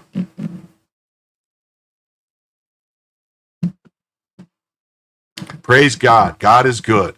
Now we sue. Unanimous decision by both Republican and Democrat judges. I would like to thank God and my family, thank my beautiful wife, attorney Andrew Frisch, the incredible attorneys at Jones Day, and you, the friends who prayed and donated and spread the word since day one. I can finally get my guns back. Please go to Give, Send, Go and the Meme Defense Fund if you want to help me pay off legal debts and move to the next phase, which is suing the DOJ. Wow, you know what they could sue? He could sue now, and if the DOJ really wanted to prove a point, they could settle quick. You know, that's what the Democrats always do. They always settle real quick when the people sue, like when like police shootings and stuff, when it's like, wait, what? And they're like, oh, immediately they sue, and they sue right away, and they pay. And here's the URL for supporters legal defense and a better link to the opinion, which I have, and Jesus is undefeated champion of the world. Time to sue. I buried those cockroaches.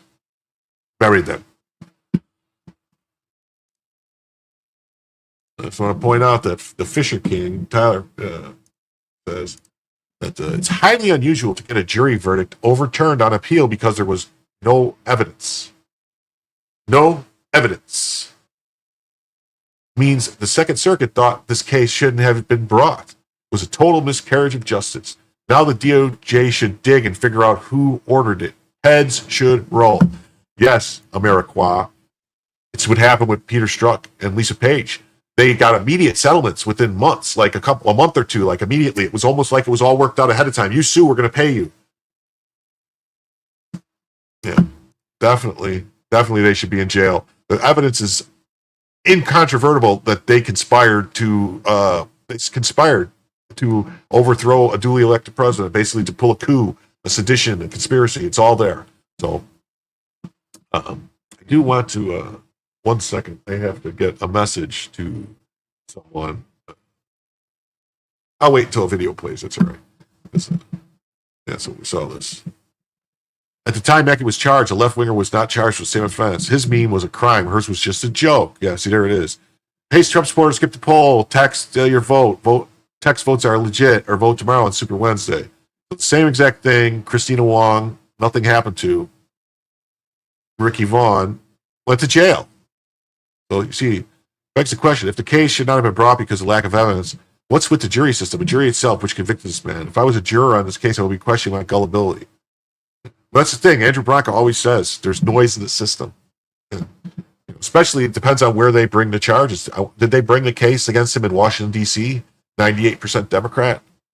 The abuse of prosecutorial discretion in this case is enormous and extremely dangerous. These prosecutors should be disbarred, prosecuted, and put in prison.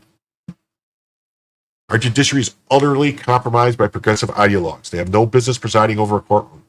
The deeply embedded judicial rot needs to be identified, removed, and those accountable must be held to consequences.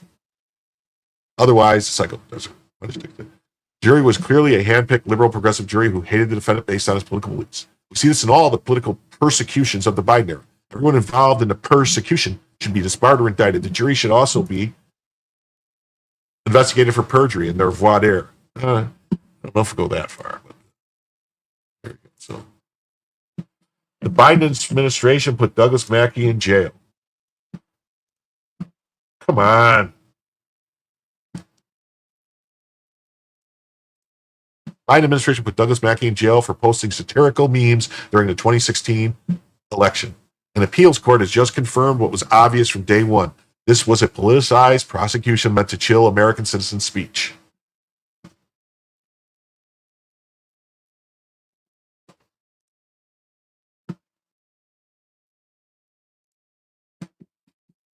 I got a couple stories about this. One is, I don't know what.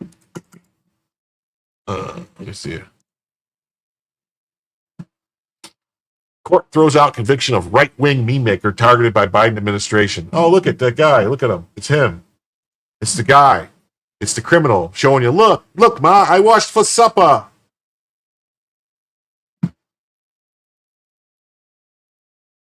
Douglas Mackey, who was convicted in 2023 for election interference over images he posted about the 2016 election, announced Wednesday his conviction was unanimously overturned by the United States Second Circuit Court of Appeals in New York City. New York City? Oh, that's right. They charged him in the Eastern District of New York. So they always did. New York is very corrupt when it comes. The Southern District is like one of the worst. I don't know if you ever saw the movie Billions. The TV show Billions, but it's basically focused on how corrupt the Southern District of New York is, and they make this guy out who's basically just you guys got to watch it. It's basically like you go, oh my God, this is what they're doing. This is what they did to Trump. This is what they do to people. This is how they just basically they cheat to get people. Second Circuit Court of Appeals has thrown out my conviction for lack of evidence.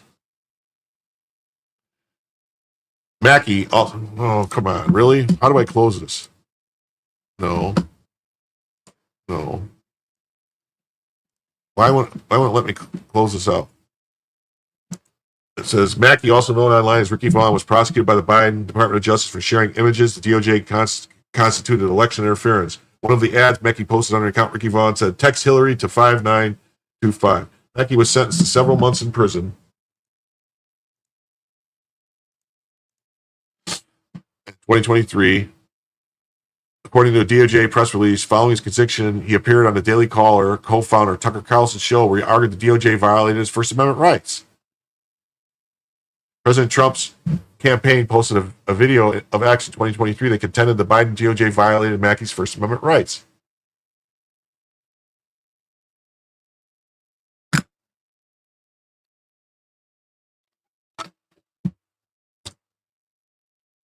Mackey maintained that he did not want a pardon from former President Trump, stating instead he wanted total vindication through dismissal of his charges.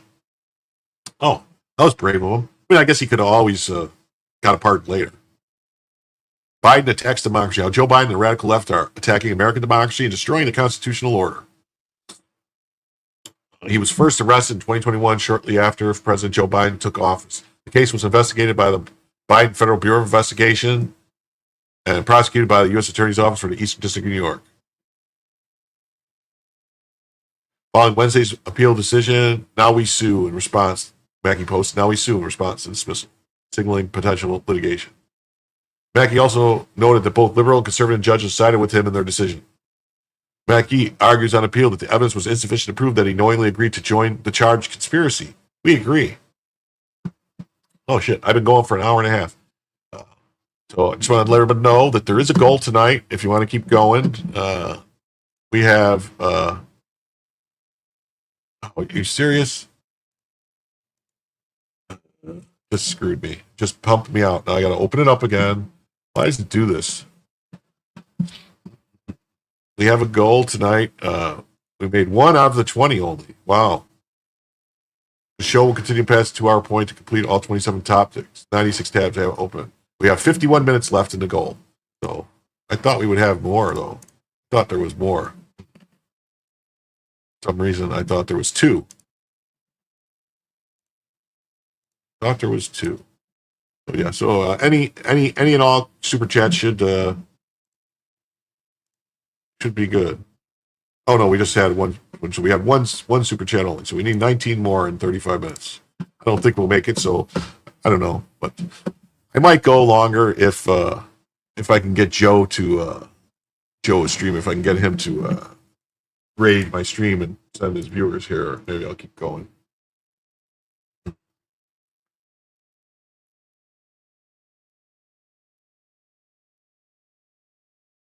Let's scroll down for continuation. Where's the continuation? Oh, let's just scroll down for comments. Okay. So that's that. Sleep well and wake happy. I don't know what that means. Then we have this. Josh Gerstein. Breaking. Federal Appeals Court overturns civil rights violation conviction of MAGA influencer Douglas Mackey for urging Clinton voters to vote by text. Second Circuit, Livingston, Raggi, and Robinson, all unanimous. Boom. Everything you know about this case stunk, including the fact that the FBI waited 4 years until January 2021 to arrest him. They wanted to make sure Trump was out of office. Great news. What an insane ride. I pray there is road for you to sue Biden administration for damages. The correct decision, considering that Asian women who wore a MAGA hat and posted TikTok videos telling people to vote on the wrong date was never charged. We can't have a two-tier system. The prosecution was a farce. The judge and prosecutor were incompetent. Yep. Big news from the front line. Mean war. Well done. So we're going to read another article on this from Politico. And see what they have to say about it because, Politico is, not the same as the Daily Caller. So let's see. Far-right influencer convicted in voter suppression scheme. Douglas Mackey was convicted in Brooklyn federal court after a 1-week trial. Wait. Why is this?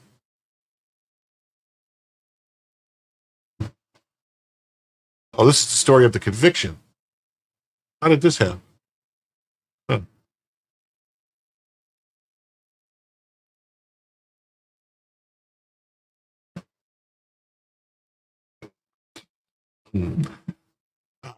John, so this is talking about the trial. Mackey had 58,000 Twitter followers and ranked as 107th most prominent influencer. What? That's crazy. Mackey was arrested January 21, faces 10 years in prison. His lawyer said in an email that the second U.S. Circuit Court of Appeals for Manhattan would have multiple reasons to choose to vacate the conviction. We're optimistic, which they did. They vacated it. Today's verdict proves the defendant fraudulent action crossed the line in criminality. That's what the attorney Breon Pierce said. So we need to look at him. I thought they had another, did I screw something up here? Let me look.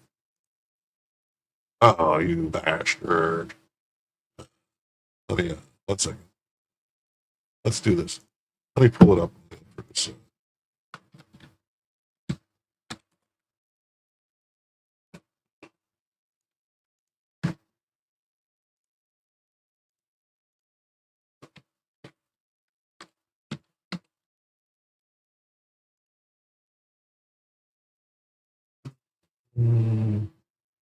ABC, Reuters.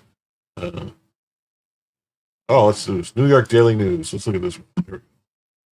Election interference conviction of pro-Trump Twitter troll Douglas Mackey overturned. Wow. Oh, okay. So you're going to do that, are you? Oh, okay. So that's the game you want to play, eh?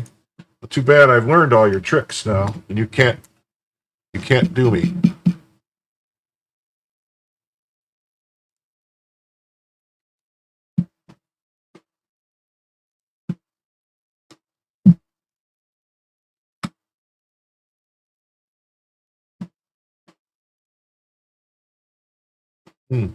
Haha, how you like them apples?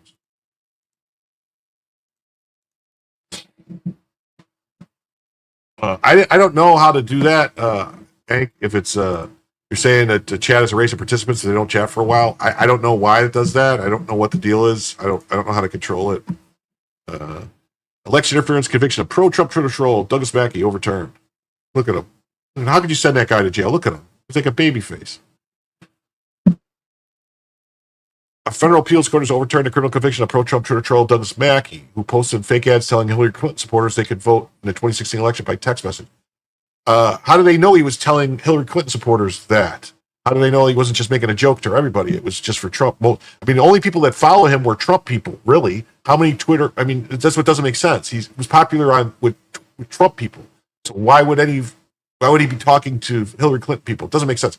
Mackey was convicted in March 2023 of election interference after a Brooklyn federal court found, after 5 days of fraught deliberation, finding him guilty of conspiracy against rights. Who did he conspire with, though? On Wednesday, a 3-judge panel ruled that the prosecutor didn't present sufficient evidence that he entered into any sort of conspiracy when he posted several meme images on Twitter, that his presence in online chat rooms didn't prove he was working with others. To begin with, the government presented no evidence that Mackey participated in the conspiracy's formation. Chief Judge Deborah Ann Livingston wrote in a 41-page decision, notably absent from evidence was a single message from Mackey in any of these direct message groups related to the scheme. Of the 3 judges on the panel, 2 are George W. Bush appointees, and a third is a Joe Biden appointee. The government conceded that Mackey downloaded his text-to-vote tweets from 4chan. It failed to establish, in accordance with its theory of the case, that Mackey became aware of the text-to-vote memes in the War Room group chat and tweeted them pursuant to a conspiracy launched there. That theory was possible, but so was the alternative one that Mackey became aware of the memes independently and decided to on his own to post them. That theory, yeah. Mackey was sentenced to 7 months behind bars, but he remained free on bail pending his appeal. Oh, well, that's good that he never went to jail. Yeah, so this is what he posted. So it's like, yeah, so he maintained he was merely shitposting, not conspiring to interfere with voting rights, and told the jury, it's not that I didn't think it would work. I wasn't trying to get it to work. We are overjoyed the Second Circuit saw the insufficiency of the case and validated the defense with advance at trial. His lawyer, Andrew Frisch, said on Wednesday. Mackey, a former Manhattan resident living in Palm Beach, made a name for himself as Twitter user Ricky Vaughn, posting under the avatar of Charlie Sheen's character from the movie Major League, wearing a MAGA hat.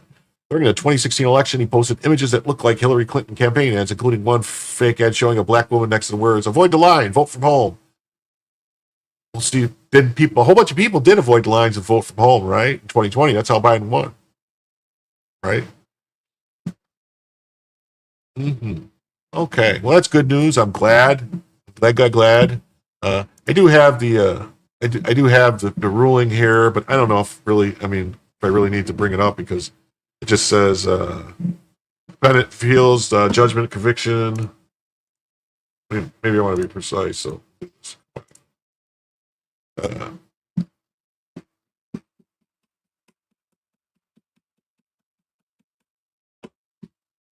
okay.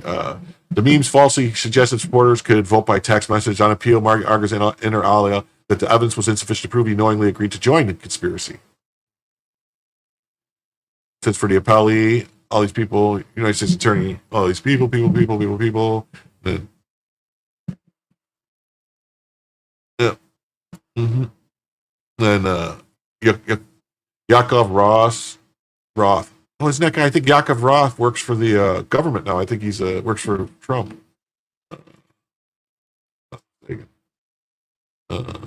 Mackey argued on appeal that evidence was insufficient to prove that he knowingly agreed to join the charged conspiracy. We agree. Well, that's good. They agree. That's awesome.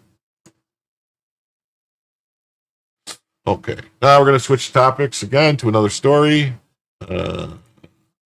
Again, justice is coming with an asterisk. Greg Jarrett, CIA report makes it clear Trump was framed. Trump was framed.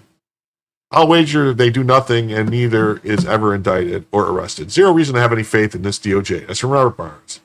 There's absolutely no way with what Comey knows that they will put him in jail. Mark my words, he knows too much to stay quiet if they do. This is simply a smokescreen because of the Epstein fiasco of letting elite pedophiles free. We heard the same thing about Epstein for years. We're investigating, they're going to all be held responsible, then they aren't, and we'll be getting excited over investigations ever again. Big nothing burgers. Mike Davis says, in case you missed it, the Department of Justice is reportedly investigating.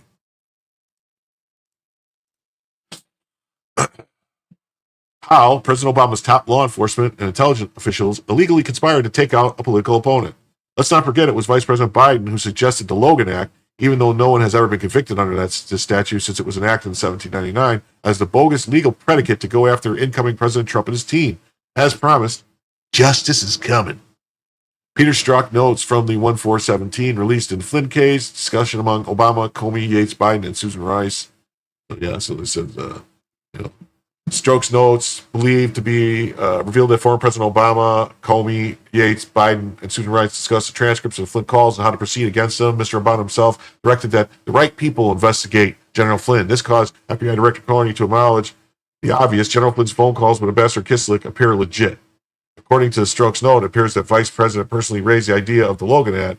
That became an admitted pretext to investigate General Flynn. Here's a handwritten note talking about Logan Act, and you can barely read it, but it's there. That was Biden. What are you doing?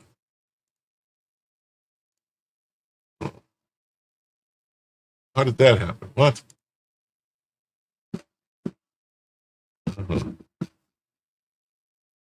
Those notes look bad. Well, there they are. The Obamas were the creators of all the division and current anti-American chaos we're witnessing in America today. Retweet if you agree. I don't know about all, but we're going to get into this real quick. If I lose you guys, it's thundering pretty bad here and lightning. It's a pretty bad storm, so it's possible if my internet goes out or something, I'll try to connect back up or connect through my Starlink if my regular internet goes down. Greg Jarrett, CIA report makes it clear Trump was framed. Two spy chiefs reportedly pushed discredited Steele dossier despite internal warnings from Russian experts. Opinion by Greg Jarrett. Is this the article? Let's see.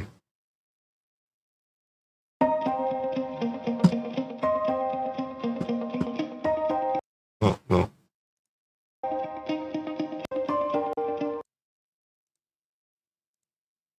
No, this is just like a news breakdown. Never mind. This is some crap. Why do they always do that?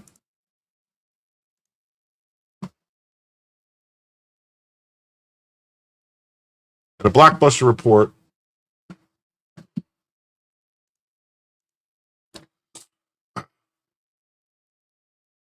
No, there's other people here, Hank. There's 28 people watching. Joe went live, so a bunch of people that watch me watch Joe, so they're probably over there watching Joe.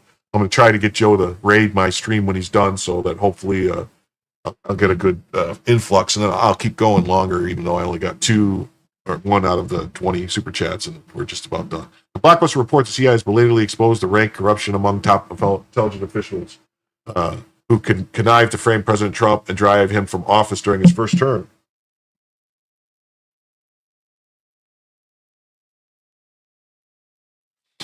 The pernicious lie was that Trump colluded with Russia to rig the 2016 presidential election in his favor. The principal piece of so-called evidence was a document known as the infamous dossier.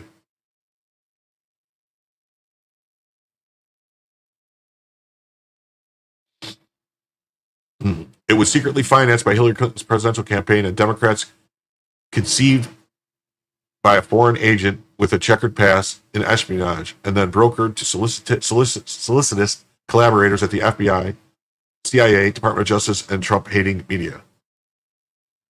White House wants Obama intel officials held accountable for a role peddling the 2016 hoax. The dossier was garbage, of course. The FBI largely debunked it before Trump was even sworn in. 1 second.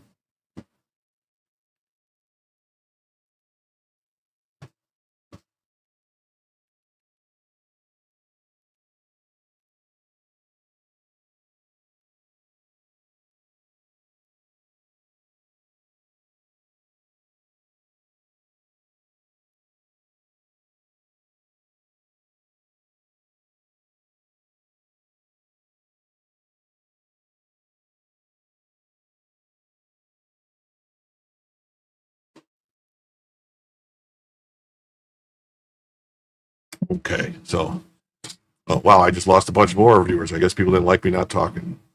Okay. Yeah, so the dossier was garbage. Of course, the FBI largely debunked it before Trump was even sworn in. Christopher Steele was lying, human source, but the Bureau concealed those inconvenient facts under then Director Comey and deftly exploited the document as a cudgel to bludgeon the newly elected president. There's Comey. He should go to prison. Comey was aided and abetted by others in the intelligence community, including CIA Director John Brennan and the Director of National Intelligence James Clapper. This malignant force of unelected officials plotted to smear Trump with what is surely the dirtiest trick in political history. Recently, current CIA Director John Ratcliffe declassified and released an internal agency review of the machinations that helped fuel the Russia hoax. In a statement posted on social media, Ratcliffe stated, "All the world can now see the truth. Brennan, Comey, and Clapper manipulated intelligence, silence careers professionals, all to get Trump." Brian Dean Wright, John Brennan was my boss. He belongs in prison. That's a good story. Good story. Citing previously hidden records, the review concluded by Brennan in participations pushed for the phony, particular push for the phony dossier to be included in the intelligence community assessment to catalyze the false narrative. Trump. Senior CIA experts on Russia objected, but they were silent. And silent. Sidelined and silenced. Silence. What's wrong with me? I think I'm getting sick. CIA Deputy Director for Analysis warned Brennan that writing that, including the discredited dossier in any capacity, jeopardized the credibility of the entire paper. Brennan didn't care. The fiction penned by ex-British spy conformed with the director's preconceived fable that Trump colluded with Russia.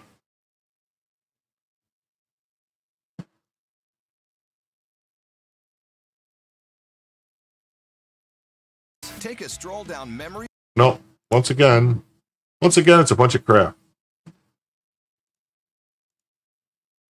The ICA, which was ordered by Barack Obama, was rushed to completion just days before Trump's inauguration. Brennan directed its composition and handpicked the analysis who compiled the ERTSAT's information to stifle dissent. 13 other key intelligence officials were deliberately excluded. To put it bluntly, Trump was set up. According to the new CIA review, Comey and Clapper were all in on the scheme. In an interview with the New York Post, this was Obama, Comey, Clapper, and Brennan deciding we're going to screw Trump. They knew the dossier was junk and motivated to prop up the reliable indictment of Trump by incorporating it in with the ICA to leak and propagate both documents and a mutual corroboration. It was a clever ruse. It was an illusion. It was all a scam. It was all a witch hunt. It was all a hoax. Those of us who have long covered the bogus collusion story knew all along. In my 2019 book, Witch Hunt, I recounted how Brennan insisted that the dossier be included in the classified intelligence report, but then told Congress under that oath that the dossier was not in any way used for the basis of the report. Yeah, Witch Hunt. Yeah, just sell your book there, Craig. Brennan and Clapper were spinning a deception. Prominent colleague contradicted them.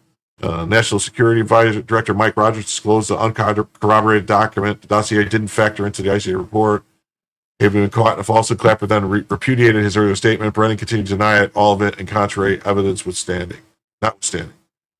Yeah, so none of that bothered news organizations like MSNBC, who hired Brennan while Clapper went to work for CNN. Two super spooks launched an all-out attack on Trump, exploiting their new television platforms to advance toxic fiction that the president was a secret Russian asset. Hold on one second.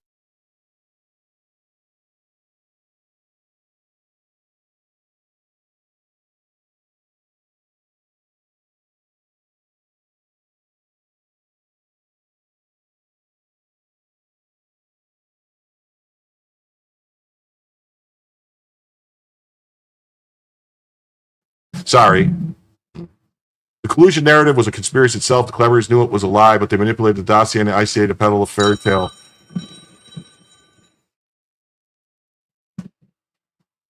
Engineered hoax, Brennan accused of treason.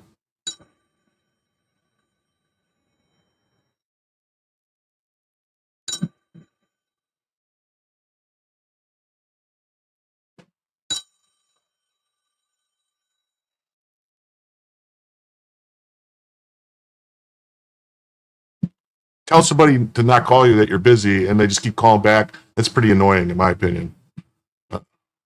Comey's decision to purloin the leaked FBI documents triggered, just as he planned, the appointment of special counsel and his dilating investigation of Trump and hobbled the presidency for 2 years.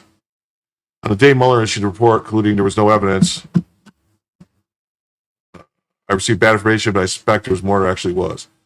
It's quite the Jekyll and Hyde metamorphosis for a guy who enthusiastically endorsed the dossier and claiming it was in line with his own CIA sources.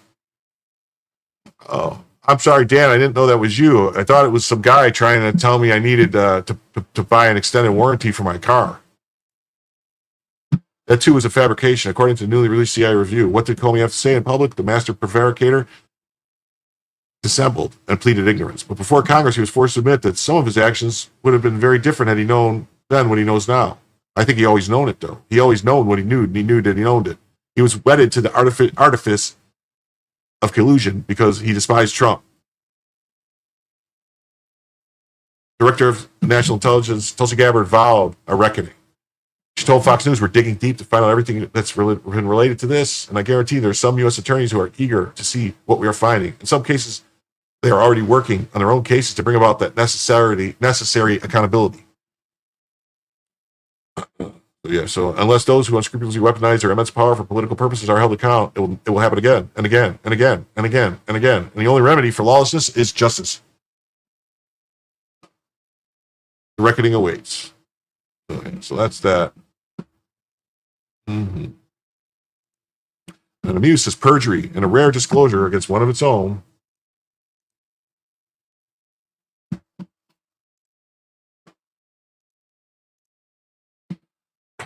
The CIA has revealed that former Director John Brennan lied to Congress, the American people, and falsified original reports in an effort to keep Trump out of office and then to remove him. Look at that guy. Look at that angry face. He's really pissy. John Brennan's deliberate manipulation of the 2016 ICA proves the depths of the DC corruption. The CIA's own review confirms that he overrode analyst warnings to force the Steele dossier into the assessment. Knowing it was junk intel, it wasn't oversight. It was a calculated hit job on Trump's presidency. Brennan's perjury before Congress and the weaponization of intelligence to fuel the Russian hoax exposes the swamp's rot. It drained the Intelligence Community Swamp Act. They should have put a K in there. It could have been the Dix Act to purge these bad actors. If a conservative pulled the stunt, they'd be in cuffs. Brennan's immunity, proof of a rigged system protecting its own. Yes. CIA just admitted their own director lied to Congress and rigged the intelligence to sabotage the sitting president. That's not just perjury, it's treason with a security clearance. There's no prosecution after this that a rule of law is just theater. Right.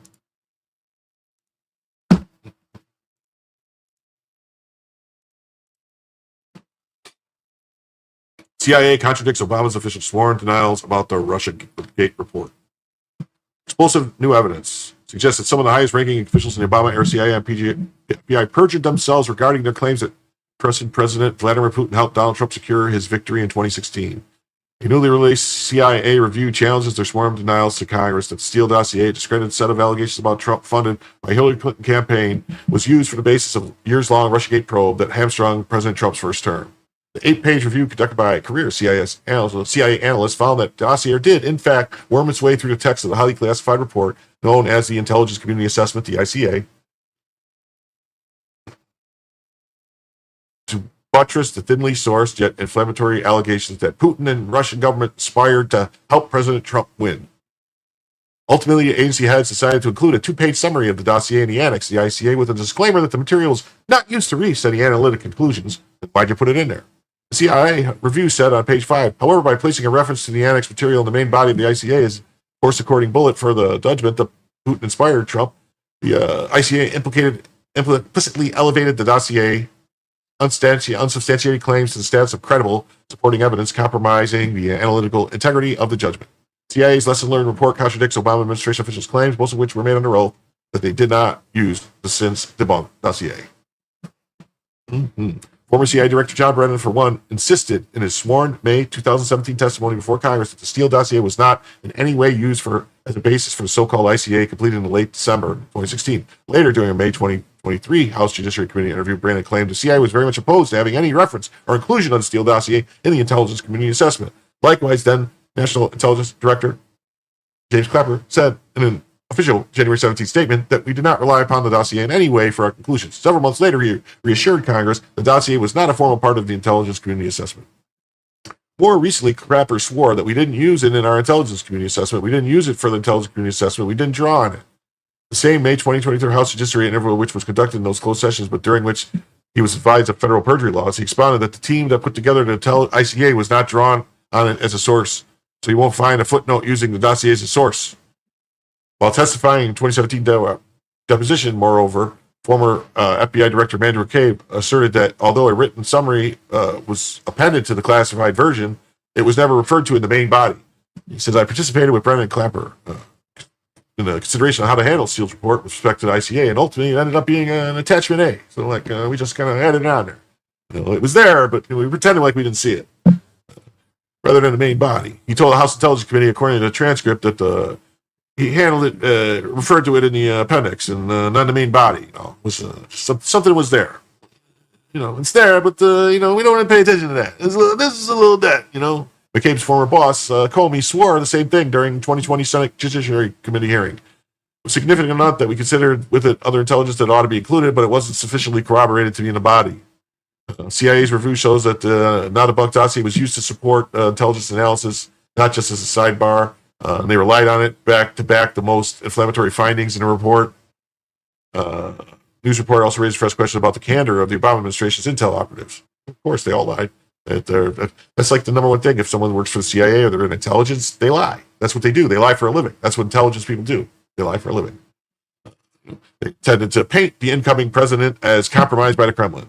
And an ex-post CIA Director Michael Ellis, Deputy CIA Director Michael Ellis, said newly declassified emails show Brennan personally intervened to insert the dossier's lies into the intelligence analysis over the objections of his top Russia analysts at Langley.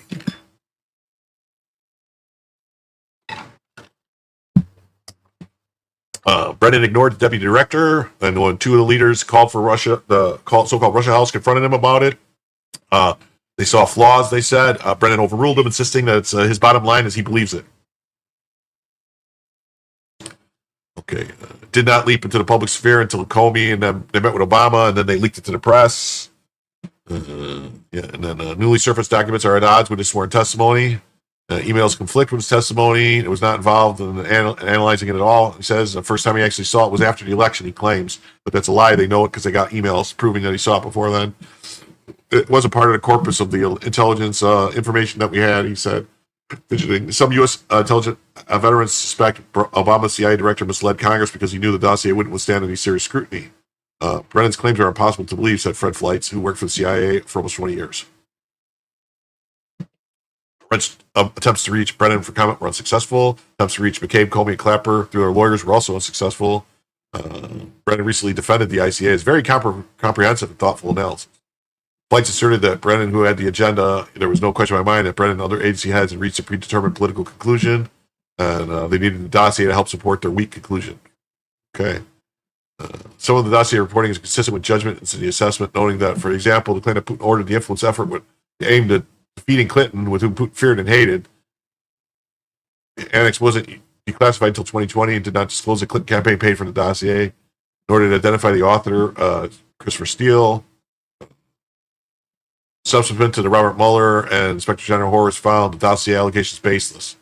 They explored the roots of Russiagate, and Steele's paid researcher Igor Danchenko had no real Kremlin sources. The CIA After Action report contained inside highly classified version. The Russian influence campaign targeting 2016 U.S. election. It differed from the unclassified January 2017 version that was released to the public. The public version did not contain the dossier material, blinding the American electorate to the political influence the campaign had in shaping, Clinton campaign had in shaping important U.S. intelligence product. Okay. What's wrong? My mouse just died? There we go. Okay, we're going to move on to another story here.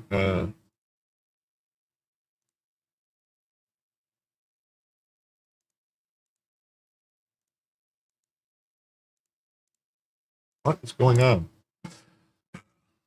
Oh, I didn't share the tab. That's what's going on. DOJ lands victory as federal judge allows $800 million in grants to be clawed back.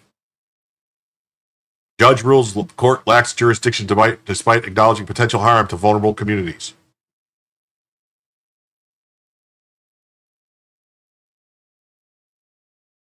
The Trump administration landed a legal victory on Monday after a federal judge allowed the Department of Justice to rescind nearly $800 million in grants for programs supporting violence reduction and crime victims.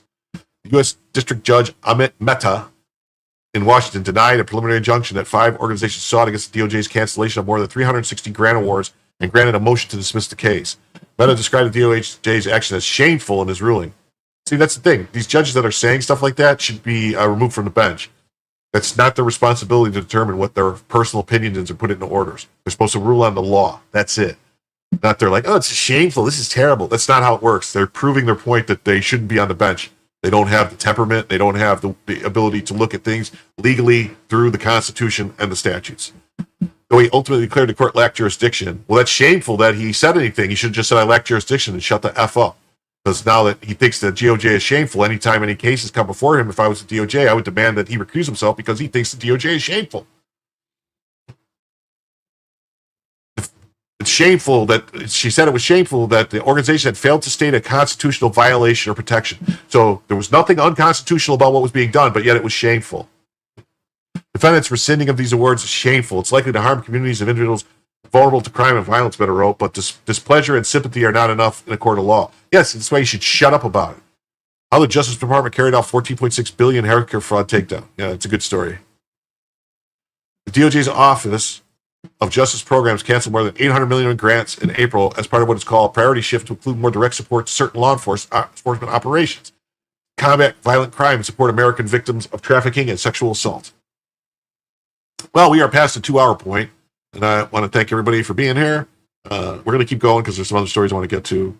I'm going to see if Joe will raid me, but looks like my griftathon failed tonight because I only got 1 super chat out of 20. So total loss for the toe, as they say. The Democracy Forward Foundation and Perry Law Firm filed a lawsuit arguing the grant termination did not allow for due process, lacked sufficient clarity, and violated the constitutional separated powers clause that gives Congress appropriation powers. Well, the loss of federal money triggered layoffs, program closures, and loss of community partnerships, according to many organizations that had the grants rescinded. Yes, I did get a renewal of a membership, and I did get a renewal of the membership, and I did get 1 super chat from J.H. Swalback. Always seems to come through with them. Yeah. So I did get, Hank became a new member, and which thank you very much. It's all appreciated. And Jay Swallow said, okay, release the Maxwell to my custody. I can fix it for $5. Yeah.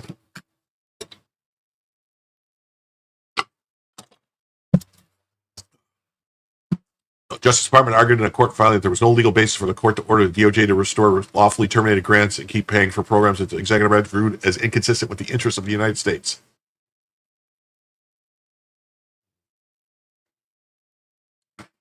Noting that the intended and redirect the grant funds is called suit of run-out-of-the-mill contract dispute and said it belonged in a different court. Yeah, I don't know where everybody is tonight on Hyphenated. Maybe they're watching Joe. That's the only thing I can think. Or maybe there's storms and stuff, so who knows. So that's what they said. It's supposed to be a different court, so get on down. It says the DOJ's recovery of $800 million of misallocated grants proves accountability is possible when agencies prioritize fiscal discipline over bureaucratic inertia. This reversal of Biden-era spending excesses, where grants often funded redundant programs with zero oversight, aligns with Trump's push to audit foreign aid and domestic waste. They're coming to take me away. They're coming to take me away. From you guys used to watch Dr. Demento, Steve?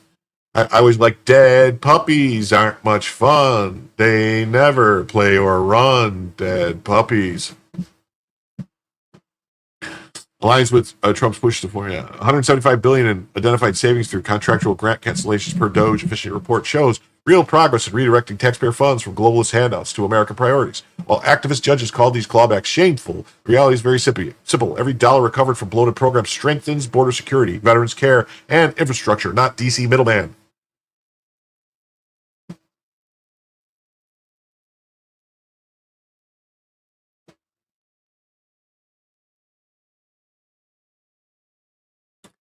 Convicted felon should not be allowed to pardon convicted felon. Well, whatever. Too bad. Yeah, Dr. Demento used to be great on the radio.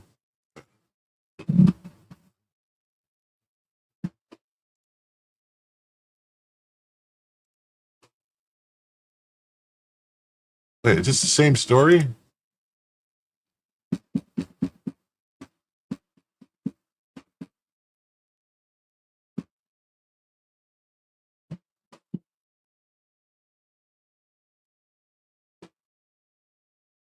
Oh, I guess it's the same story, so I got it. Okay. So, on to the... okay, so this is... we're going to move on to another story. But really quick, before we do, I'm going to play a short video. I have to pee. So, I'm going to jump to this next story. But first... No.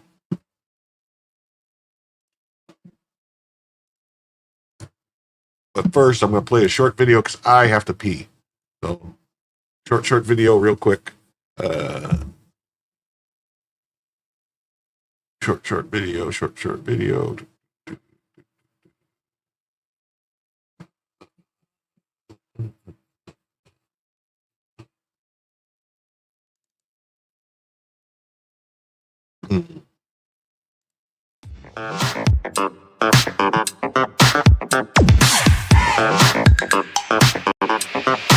see. So this is Alex Marquardt out at CNN after Navy veteran defamation suit cost $5 million. So I don't know if you guys know, there was this guy, CNN guy who sued, or a Navy veteran guy who sued CNN because they defamed him. CNN national security correspondent Alex Marquardt is leaving the outlet after 8 years after his reporting on Navy veteran Zachary Young cost CNN $5 million following a defamation suit.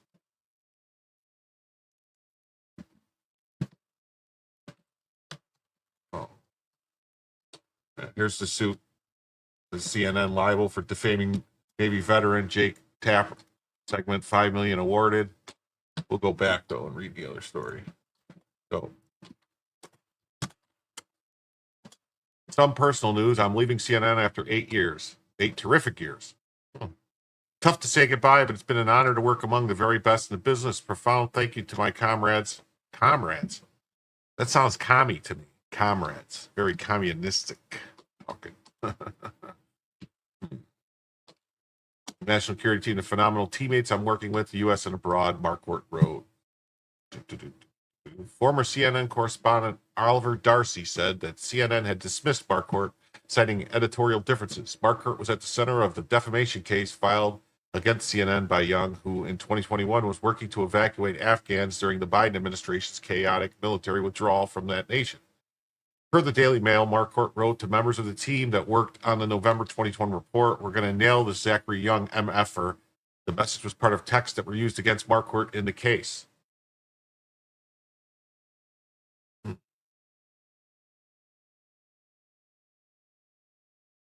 Marquardt reported was aired on The Lead with Jake Tapper. The episode in which it premiered opened with Tapper claiming that Afghans attempted to flee the nation faced a black market full of promises, demand of exorbitant fees, and no guarantee of safety or success. Wait, so Jake Tapper is a scumbag, is what this says? Or was it his editor? Are they blaming it on his editor? I wonder. I wonder if they're blaming it on his editor. Tapper then cut to Marquardt, who claimed that an Afghan man located in the U.S. had found people on Facebook charging $10,000 to evacuate people from Afghanistan. You know, that is a very good question, Doc. How does this guy get canned, but Tapper still has his job?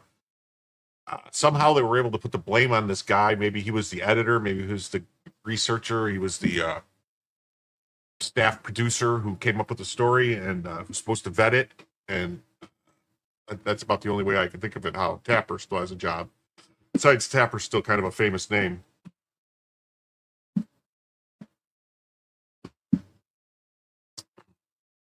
He claimed that desperate Afghans are now being exploited and used B-roll that featured a LinkedIn post from Young.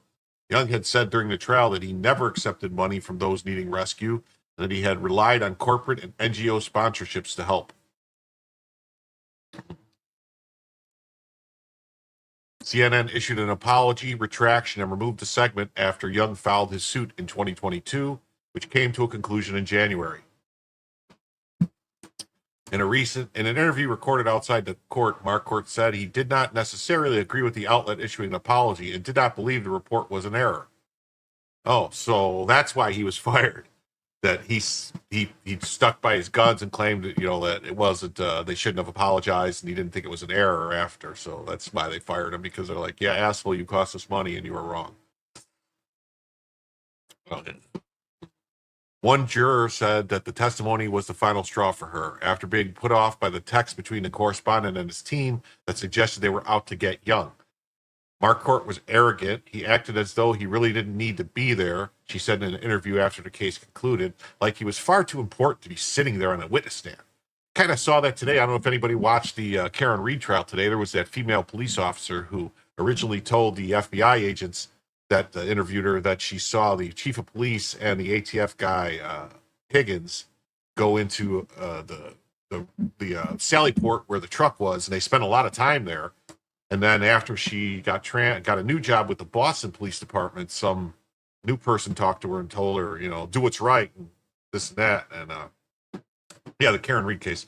And now she changed her story and that she wasn't working. They showed her proof she wasn't working, even though there's video of supposedly showing her in there.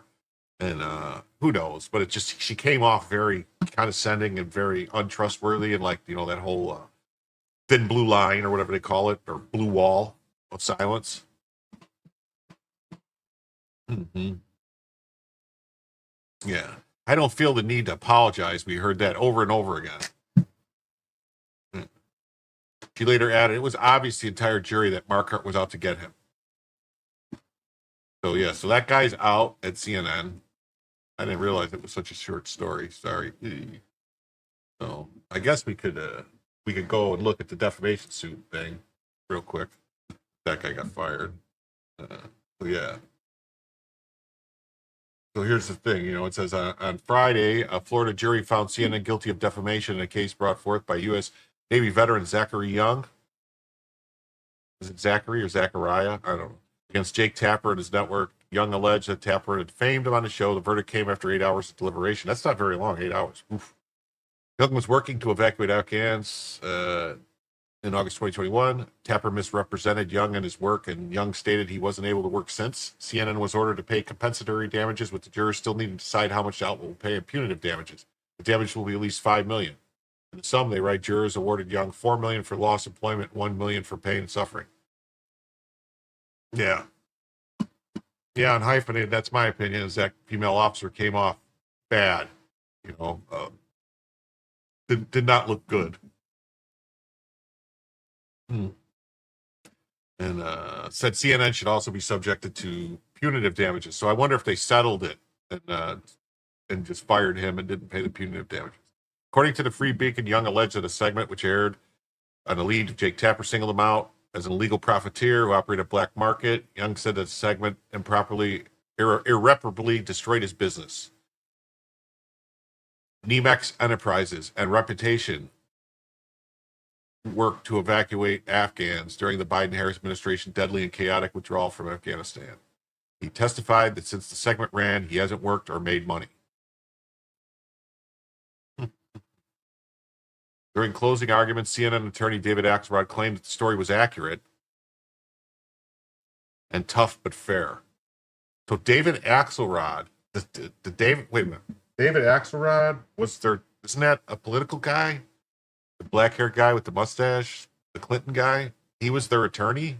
They should have got a better attorney. He's not that good. And claimed that Young should have gone out of his way to convince journalists with the outlet that he wasn't shady. That's not how it works. You don't have to. They're going to run a story claiming you're shady. They need to have some proof. It's not up to you to prove you're not shady. That's not how this country works. That's not the way any of this works. No. It's not to smear you and you prove your innocence. No. CNN, these places all need to go bankrupt. Mr. Young put himself in the story, not CNN. He inserted himself into it to make a buck, Axelrod told the jury. He added, use your common sense. Do you see a conspiracy or do you see people doing their best? Oh. Yeah, no, I don't think so. David Friedman, Young's lead attorney told jurors, this is supposed to be the most trusted name in news. CNN is so arrogant that they're used to getting whatever they want. But they stand up here, they talk down to us with bold-faced lies about what the segment's gist really is. They expect you to believe it. I mean, do they really think we're all stupid? Yes. The narrator says, yes, CNN thinks you're all stupid. During opening statements, Friedman said that they were able to confirm that 1.6 million people viewed the broadcast, with a high-range estimates hitting 2.7. The correction was seen by 942,000 people, but let's be honest, the correction didn't do anything. It doesn't matter. The man can't get hired. It doesn't matter how many people saw it. They issued a correction because they were trying to get out of a lawsuit.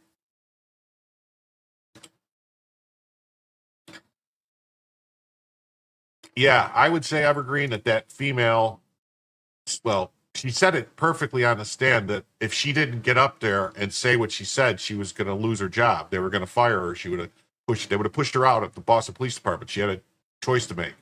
You know, you can look at it any way you want. But Axelrod said in an opening statement regarding punitive damage that CNN's net worth was being in gradual decline, has been, and urged the jury not to punish CNN further. So CNN, their basic argument was, hey, look, we suck at our job. We're terrible. Nobody fucking believes us anymore. So please don't punish us and make us lose any more money because we're already bleeding money and subscribers and viewers like crazy. Did that sound good? You guys would have bought that? No, I wouldn't have bought that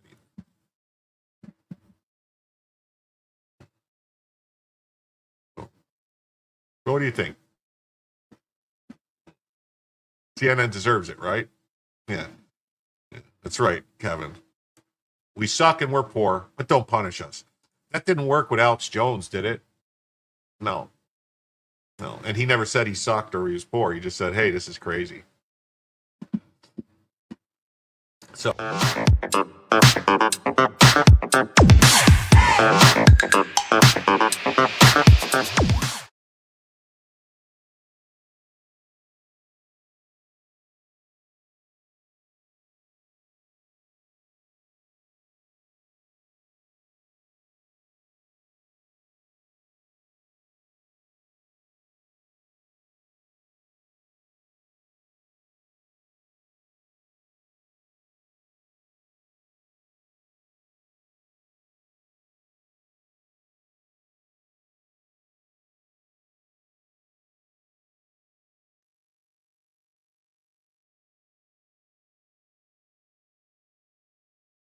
Fuck, I'm muted again. See, I'm fucking up, man. I'm sorry. I'm like a boomer over here.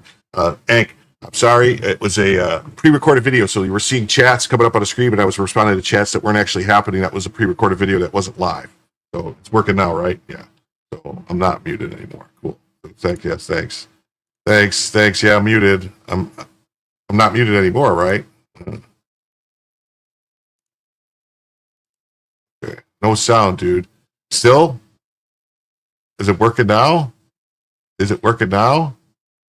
Anyone? Okay, it's good now. All right, cool.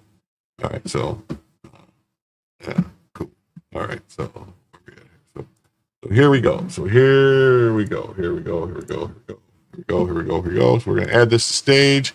We're gonna do this. This is the news story. This is a scam. Lay off American workers, hire foreigners. Microsoft applied to fill thousands of foreign worker positions in months before mass layoffs. This is live now. This is a live show now. The previous thing was a recorded video, Hank. It wasn't. So Microsoft applied to fill thousands of foreign worker positions in the months before mass layoffs. Microsoft earmarked thousands of H-1B positions before mass layoffs.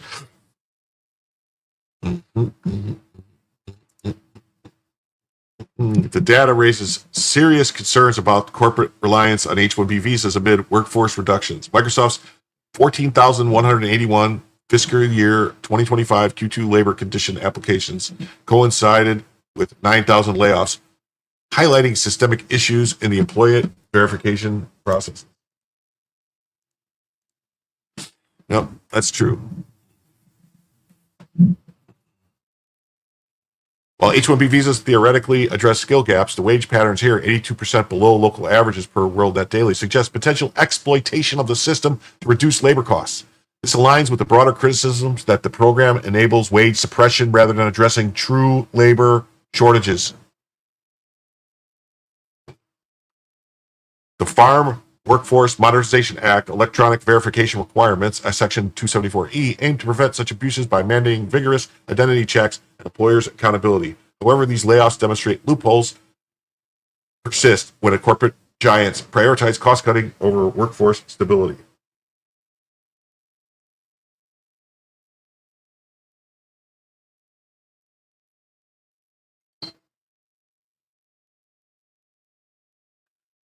Yeah.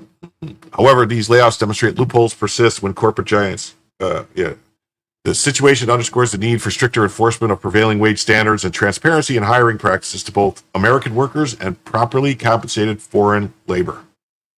DOJ, if foreign labor is properly constipated, then companies wouldn't hire them. It's an abusive system. Companies hire foreign labor under H-1B visas to cut costs, not fill skill gaps. Microsoft's 14,181 visa applications amid 9,000 layoffs prove this. 82% of their workers earn below the local average. Proper compensation isn't the goal. Wage suppression is. Visa dependency traps foreign workers, making them less likely to demand fair pay or leave exploitative jobs. The Farm Workforce Act rules are ignored, letting corporations prioritize the profits over American workers. Stricter wage enforcement or transparencies are non-negotiable to end the scam. Okay, what just happened?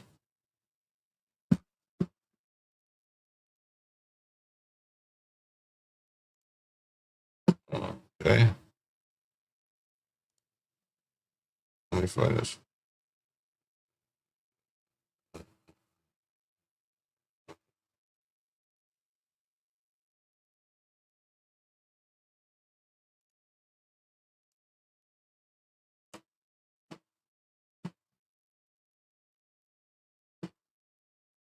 Okay.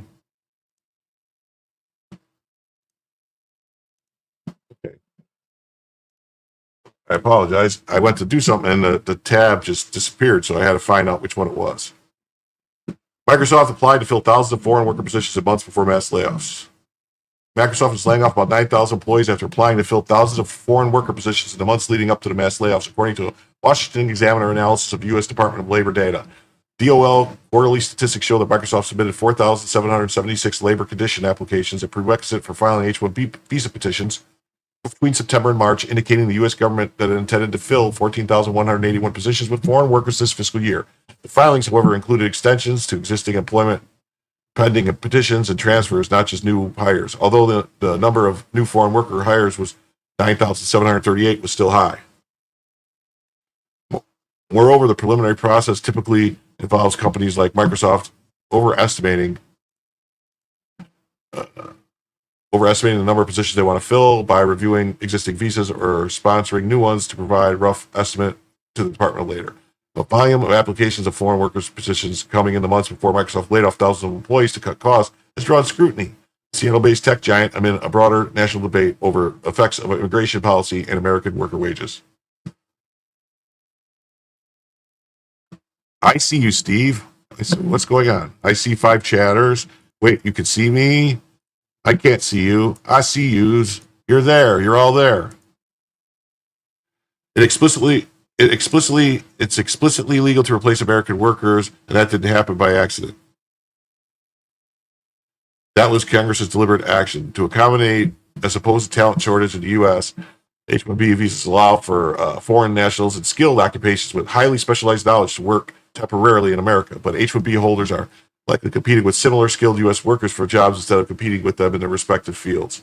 By every objective measure, scholars Ron Hira and Bharath Kapatswale Ami wrote, most H-1B workers have no more than ordinary skills that are abundantly available in the U.S. labor market. Everything you should know about the debate surrounding Trump world. Employing H-1B holders who are often willing to work for less than their American counterparts can be financially beneficial for corporations seeking to cut labor costs without technically violating wage laws. The cost-saving strategy consequently depresses average wages for domestic workers. Miano said that the reality of H-1B program is completely different from the rhetoric surrounding it. We have created this myth by basically telling the public that the H-1B program employs high-skilled workers when no Americans can be found. But it's completely different from what Congress has actually enacted. There's no skill requirement. The visas are allocated by order of application, not by skill. So it has nothing to do with labor shortages. This has been a giant exercise in gaslighting. Thousands of jobs slashed. All Microsoft's preliminary H-1B applications were prepared by an India-based business on behalf of Microsoft and swiftly approved or certified by the Department of Labor within the 7-day processing window. The periods of employment for foreign workers are mostly slated to begin in 2025 and last through 2028. Meanwhile, Microsoft's latest round of layoffs follows 2 waves of staffing cuts. This year, about 6,000 jobs were axed in May and another 300 were slashed in June. The staff reductions announced last week, which reportedly account for 4% of Microsoft's workforce, brings the total number of employees let go over the past few months to approximately 15,000. News of Microsoft's mass layoffs coincided with consumer concerns over whether big tech companies are increasingly seeking to outsource labor from foreign companies.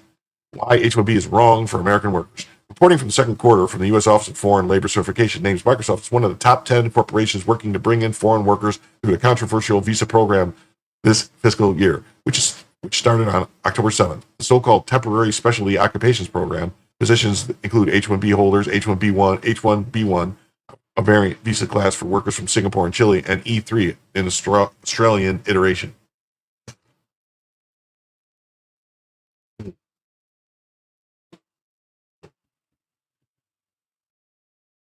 As of March 31st, Microsoft ranks third nationwide with 14,181 foreign worker positions certified for fiscal year 2025, almost enough to replace every employee laid off since May, according to the second quarter DOL report. If that number of foreign workers positions reflected the number of foreign workers Microsoft actually intended to bring to the U.S., which Microsoft disputed. In comparison, at the same time last year, Microsoft was not even among the top 10 employers clocking the highest number of H-1B eligible jobs, though it rose to 9th nationally by the end of fiscal year 2024. Microsoft is now the third in the nation in the number of H-1B approved positions, according to Citizenship and Immigration Services, CIS. To date, Microsoft has 2,862 H-1B beneficiaries approved by the Federal Immigration Agency, slightly ahead of Meta at 2,843 and Google at 2,781. So far this fiscal year, only 37 rejections. Microsoft received approvals for 184 new H-1B hires, 330 renewals, and 1715 modifications. So just changes to job titles. 399 transfers and 234 amended positions. A spokesperson for Microsoft told the Washington Examiner that the federal government data regarding this 14,181 positions certified does not match the company's internal numbers. The data far exceeds the actual H-1B positions we filed the past 12 months. And 78% of those were extensions for existing employees and not new employees coming to the U.S. The spokesperson added that Microsoft is on track to hit similar numbers and percentages for the rest of the calendar year. The number of H-1B workers who were also recently let go, the company confirmed. It's wrong to suggest our H-1B applications are in any way related to the recent job eliminations, in part because employees on the H-1B also lost their roles. Cheaper labor drives down costs. Despite widespread layoffs throughout the tech sector, H-1B demand remains high in the industry. Indeed, the job of software developer constitutes over a third of total certified positions this year across prospective employers, followed by electronics engineer, 4.7%, and IT manager of 3.9%. Ira Melman, media director for the Federation of American Immigration Reform, said that there are many such cases of Fortune 500 companies switching out American workers for foreigners. Perhaps the best-known case involved Disney laying off U.S. workers and forcing them to train their foreign replacements as a condition of receiving a severance package. Anytime a company simultaneously lays off American workers while bringing in foreign guest workers, there ought to be suspicion that they're doing so because it's advantageous to the employer. Yeah, I agree. The whole H-1B visa crap really frustrates. Rather than bringing in people whose allegiance is to another country, Trump should be pushing incentives on training programs for young Americans. Yeah, they definitely should. I just wanted to warn everybody, too. It's still thunder and really loud. I don't know if you've heard it, if you can hear it, but if I lose power, I'll try to come back as fast as possible, so I'll just hang out if power goes out. It'll take me a while to come back, a few minutes. In that regard, Milano said the public tends to blame the Indian body shop system. The reality is even Microsoft in the world use these Indian body shops as well. They don't want them to go away. We just kind of scream at these body shops. Critics of the H-1B program warn that importing cheap foreign labor will consequently drive down the wages of American workers. Yes, bringing cheap labor, you'd cost American workers. That's what everyone says. According to USCIS report, the median salary for new H-1B visa holders is only $94,000, hardly suggesting world-class skill sets. The presence of so many lower-paid foreign workers has a dampening effect on the prevailing wage. Well, would explain which affects the wages of similarly skilled American workers. It is unclear how many of Microsoft's 15,000 laid-off employees were American workers, or how much the role of AI integration is playing in the staff shrinkage. Well, if they're shrinking staff, why are they hiring foreigners to come in? It seems something doesn't make sense. At the Meta conference, Microsoft CEO Satya Nadella said up to 30% of the company's code inside its repositories is written by artificial intelligence. Microsoft CTO Kevin Scott, speaking generally on the future of coding, says he expects 95% of all code to be AI generated by 2030. Very little is going to be human written code. Yeah. What's going to happen if computers are all writing code? Or it's not going to be a problem, right? Microsoft is expanding operations in India, including establishing new data centers there. In January, Nadella announced a strategic partnership with the government of India, as well as a $3 billion investment in India cloud and AI infrastructure. As part of its commitment to accelerating AI innovation in India, Microsoft is training 10 million Indians in AI skill. Wow, 10 million Indians. Why not 10 million Americans in AI skill? I don't know. They brought in an Indian CAO, and he's basically trying to make Microsoft into an Indian company, says Mayano of Nadella. Sounds like it.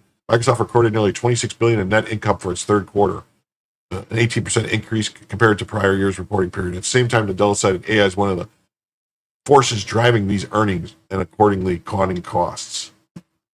DOL was contacted for comment. That's the end of that one. This and we're going to jump to this. This is about Khalil Muhammad. I just want to point out real quick that the goal ended and we didn't reach the goal. And, so there's that. I'm still going to go for a while. I'm hoping Joe will,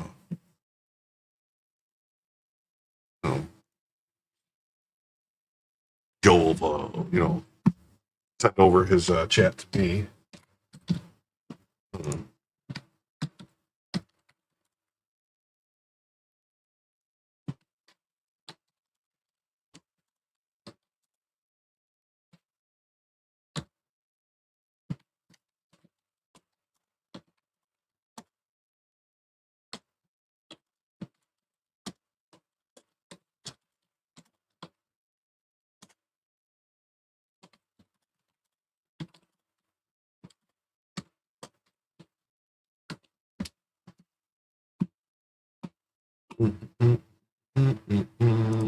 Here we go. Oh, that's that one. Okay. So here's a new story. Sorry, I thought I pulled it up. I think it's funny too. Joe is basically, I just checked it on his show, and he's using all the same links. Not all the same links, because he's not going to go all night, but he's using my exact links that I sent him. So it's good to know that he still appreciates the work I do putting this together every day. In the thread below, I detail how Khalil, Columbia student whom Rubio revoked permanent residency status for harming foreign relations, was found removable by an immigration judge, but Khalil claims the district court habeas decision.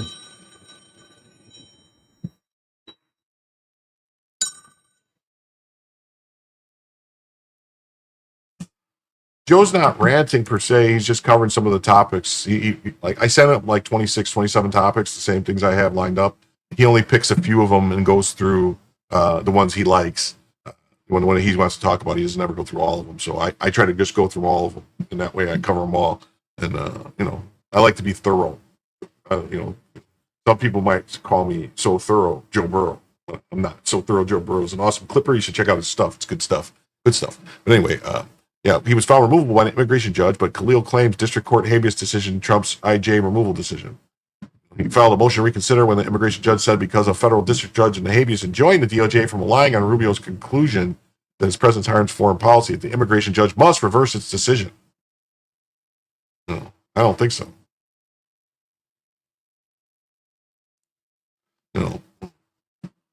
It says that Khalil filed a motion to reconsider with the immigration judge. Yeah, it says the Rubio's conclusion that his presence harms foreign policy, the immigration judge must reverse its decision. No. This is absolutely nuts. Whether Khalil's removal is a question for the immigration judge, and then the Board of Immigration Appeals, and then the Fifth Circuit. The district court has jurisdiction to decide these. No, the district court does not have jurisdiction to decide these. He's, doesn't work. Khalil argues the district court injunction binds the immigration judge. As part of the DOJ, an injunction barred the DOJ from lying on Rubio's finding. The but the district court's injunction hasn't been stayed. Now it would be a chef's kiss for the IJ to ignore the injunction. Watch the district court try to hold the immigration judge in contempt. Yeah. And so here's the orders and all the stuff coming in. Proceedings started in June, July, all this ninth, but I can't get this order because it says buy on Pacer. But I do have this I can pull up right here.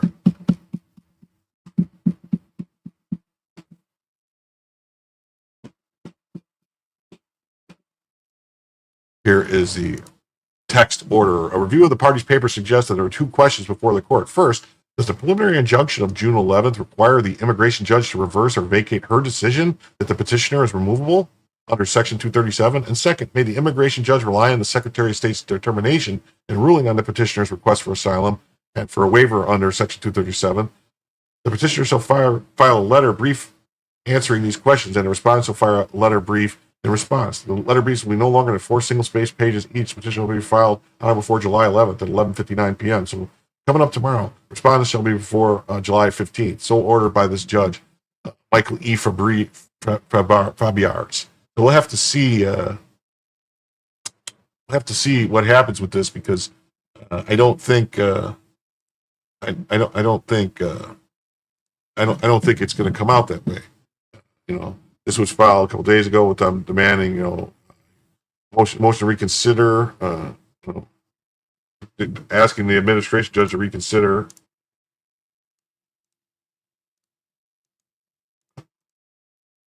Asking the immigration judge to reconsider all these things. Let's see. Mr. Khalil's motion to reconsider the court's June 20th order finding him removable under the INA and that he is statutorily barred from eligibility for asylum. On June 11th, the United States District Court enjoined reliance on the Secretary of State's determination as likely unconstitutional, thereby precluding the use of the Secretary of State's determination. I'll see, not really. That district judge overstepped. Motion to reconsider, he's enjoined, so they're trying to enjoin the immigration court is not bound by that. Oh, so I say thank you, Steve Hillard. I'm growing quite fond of all of my chat participants and my viewers and subs. I'm getting to know all your names, and it's great. It's like we're having conversations. It's great. The honorable judge in the U.S. District Court for District Judiciary enjoined the government from seeking to remove him based on the Secretary of State's determination. The court said the Executive Office for Immigration Review and other agents, Pam Bondi, are bound by the order. A week after the federal court's injunction went into effect, midway through the bail hearing, Mr. Khalil's release, the court issued a written decision, which is relevant here, found that based on a letter, the Secretary expanding his determination that respondents' presence in the U.S. potential serious adverse foreign policy consequences.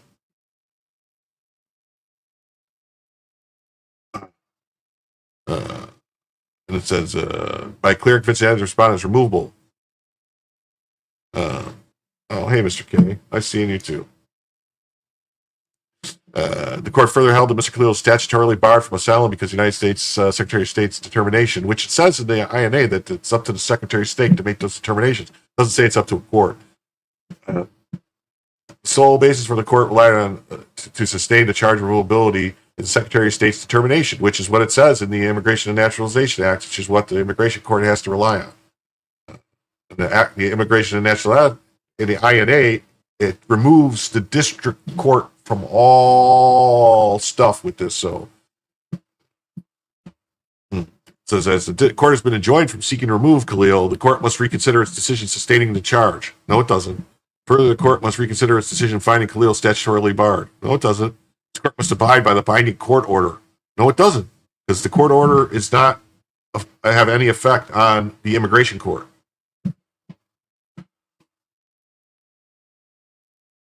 In addition, the court failed to address Mr. Khalil's previously stated intention to apply for a waiver of inadmissibility should the court, despite the overwhelming evidence contrary, find him removable. Oh, well, Joe, so you're saying Joe didn't redirect to me, huh? Well, that was really gay of him. I'm going to have to yell at him. Oh, thanks.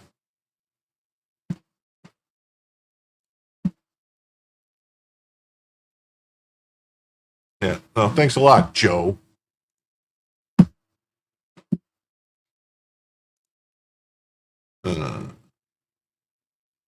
On June 11th, the district court issued a preliminary injunction. Yeah, so, all right.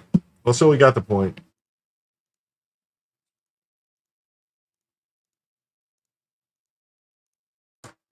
Very upsetting. Very, very upsetting that he didn't redirect me. I'm going to cry about it.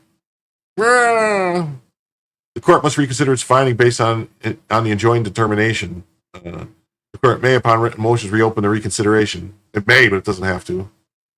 The motion timely filed. Yeah. Mr. Khalil's first motion to reconsider his court's written decision, sustained chargeability, filed within 30 days of decision. Says the order joined DHS and ICE. Didn't say it enjoined the immigration court though.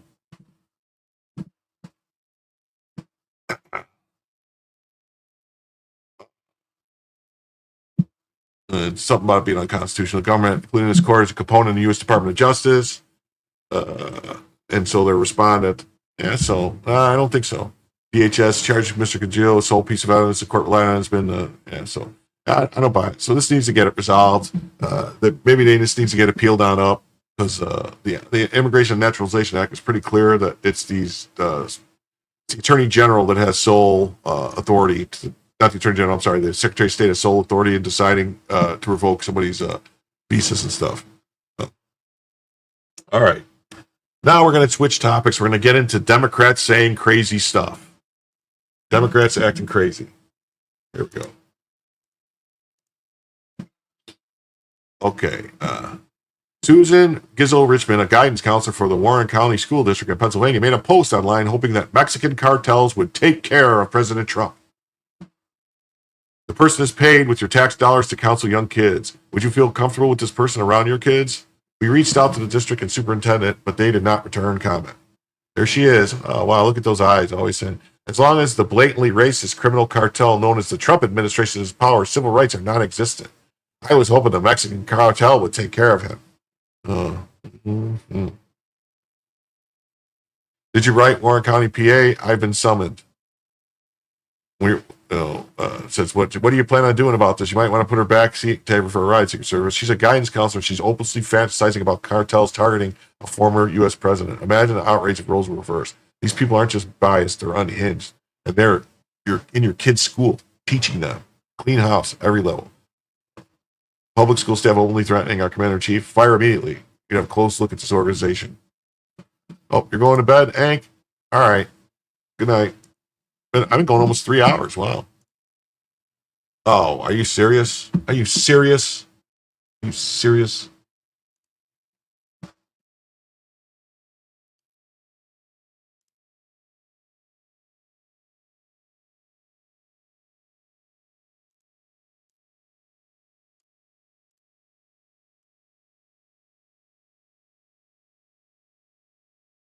There we go.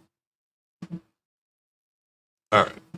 The facts. ICE officers conducted a targeted. Here we go. ICE officers conducted a targeted enforcement operation to arrest 2 illegal aliens. Officers in a clearly marked ICE bulletproof vest approached the illegal alien targets as they exited a vehicle. One of the illegal aliens, Denise Guillen Solis, who was from Honduras, fled on foot to evade law enforcement. He ended up near the Ontario Advanced Surgical Center, where hospital staff assaulted law enforcement and drugged the officer and illegal alien into the facility.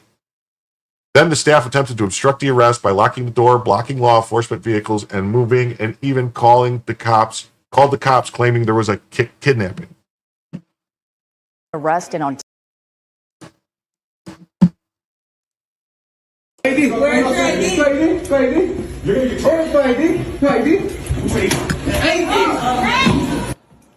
And tonight, this video of a violent arrest in Ontario. We're told this man, who may be a gardener, saw ICE and ran into the office of a surgical center before this incident. Employees would not tell us anything on the record, but they did say that everyone was shaken over the encounter. All the people inside there should be arrested and charged with felony interfering. You know what I'm saying?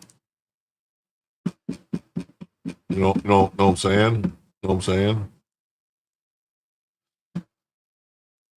saying? The incident in Ontario underscores the critical need for unwavering unwavering support for ICE operations. Ontario, I believe that was Ontario, California. When clearly identified federal agents execute lawful arrests, like detaining Dennis Guillen Solis, a Honduran national, with active warrants, obstruction by hospital staff isn't resistance. It's criminal interference that endangers officers and undermines public safety. ICE targeted enforcement aligns with proven strategies under Title X authority, prioritizing the removal of individuals who invade immigration laws. Surgical Center's actions, assaulting agents, fabricating kidnapping claims, and physically blocking enforcement mirror the reckless defiance seen in broader sanctuary city policies. This isn't about protecting communities, it's about sabotaging lawful operations. ICE transparency in detailing Guillen's Solis fugitive status and the violent resistance faced exposes coordinated efforts to shield violators. Federal authority is not negotiable. Enforcement protects citizens while obstruction fuels chaos. The facts behind the confrontation demand a closer look. So yeah, you know what? But I want to say, I forgot to end on Twitter. So if you're on Twitter, please come to either Rumble or YouTube, preferably YouTube, and watch the show. But I am going to end on Twitter right now and say goodbye and come on back where Jim can tell you the news. Okay. So now we're just on YouTube, Facebook, Rumble, and Instagram. Right. Yeah, ICE transparency and detail, Guillen fugitive status, and the violent resistance face exposes the coordinated efforts to shield violators. Federal authority isn't negotiable. Enforcement protects citizens while obstruction fuels chaos. The facts behind this confrontation will demand a closer look. Yes, they do. Yes, they do. Okay, now we have this. Wait a minute. I thought there was more on this story somewhere. I thought there was more on this story.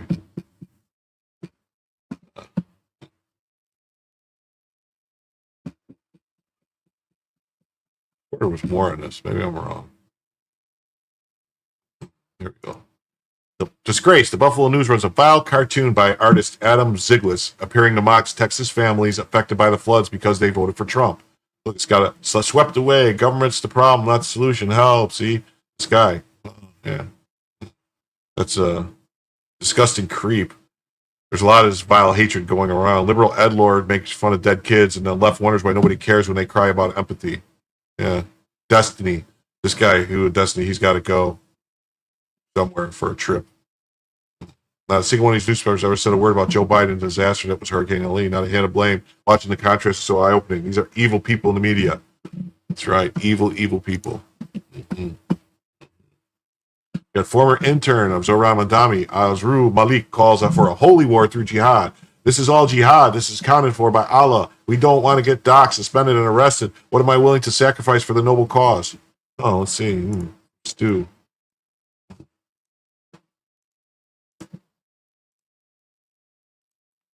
Okay. And the true believer knows that none of this is in vain, that this is all jihad, that this is all ibadah, and that this is all counted for by Allah subhanahu wa ta'ala.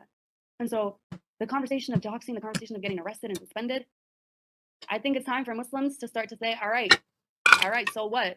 Do what you want. I'm gonna do what I gotta do, because it's about time to do that. And I know everybody has their own families and has an education and everything.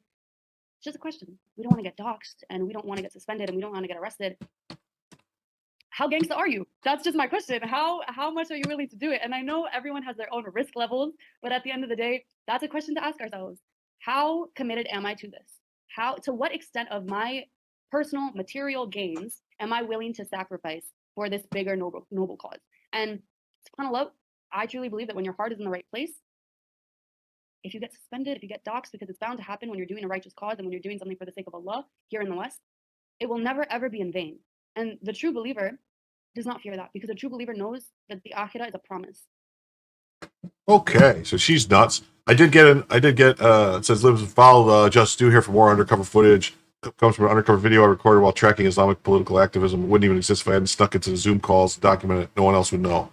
So that guy's good. So we're gonna go like the Stu Studio. So we should follow him. Stu Studio, everyone, give him a follow. Get him over. He's got 26,000. He needs some more follows. But I saw in the chat someone posted this about breaking news happening, so I had to go look it up, and we'll talk about it real quick. Yep, real quick before we get back to Democrats acting crazy. So KTLA right here, 31 trap workers rescued from a collapsed tunnel in Los Angeles. So volume is what? Low? Volume is low? Noble cause. Certain backlash. We should all expect these attacks on ICE in the areas of hiring new officers now that Holman has the money. Yeah. It'll be nice. It'll be nice. So 31, there we go. 31 trap workers rescued from a collapsed tunnel in Los Angeles. Crews successfully rescued 31 people who were trapped after a tunnel collapsed in LA's Wilmington neighborhood Wednesday night. Los Angeles Fire Department responded to the industrial tunnel in the 1700 block of South Figueroa Street shortly before 8 p.m. The tunnel was filled with workers at the time who were located 300 to 400 feet beneath the surface and around 6 miles from the tunnel's only access point. Holy cow. Whose tunnel is it? More than 100 LAFD fire responders, including urban search and rescue teams members, were specially trained to equip to handle confined tunnel space rescues.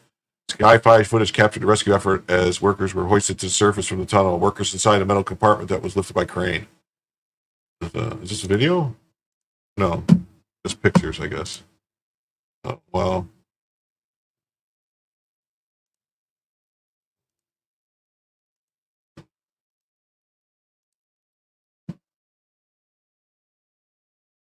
At around 9:20 p.m., all 31 workers were safely extricated and accounted for. No injuries were reported as paramedics checked each person at the scene. Details are limited. The circumstances surrounding the tunnel collapse remains unclear. The story will be updated as more information.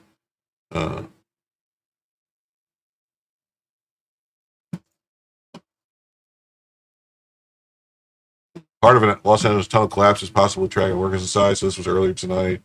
Who owns the tunnel? I wonder who owns the tunnel.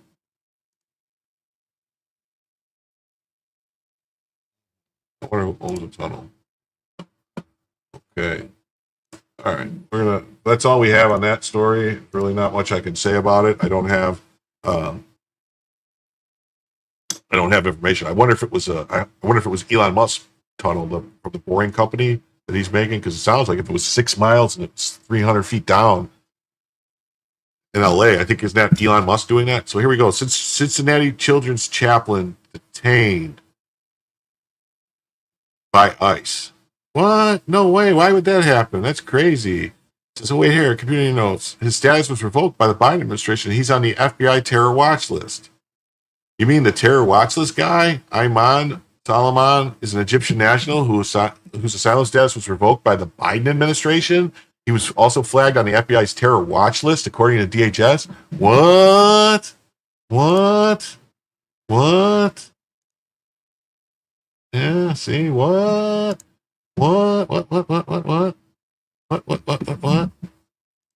Yeah. Fake news from Inquirer. Egyptian national whose asylum status was revoked during the Biden administration last year, flagged on the FBI terror watch list during a background check, met with ICE and FBI for several hours yesterday before being arrested. Yeah, see? What do you know? It's not included in the headline. He's an Egyptian national whose asylum status was revoked by the Biden administration. Last year, he apparently flagged the FBI terror watch list during a background check, though he claims the fingerprints didn't match. How would he know the fingerprints didn't match? Sued the feds multiple times. Judge dismissed most of his claims. One lawsuit still pending. Met with ICE and FBI for several hours yesterday before being arrested by ICE. So this guy flagged on a terror watch list, lost asylum, sued the feds, and somehow still ended up working at a children's hospital. Tell me again how our system isn't broken. Now look, here's another. Remember this guy, this Democrat from Egypt that was doing stuff too? He was an asylum guy. He did some stuff. Yeah, I remember that guy. Lit a bunch of people at fire. The case of Ayman Solomon underscores systemic failures in asylum vetting. Revoking status for flagged individuals isn't partisan. It's basic national security. ICE's enforcement aligns with Title 8 U.S.C. 1227, which mandates deportation for those violating immigration laws and posing threats. The Biden administration revocation followed protocol, but the broader issue is why high-risk applicants cleared initial screenings. Question.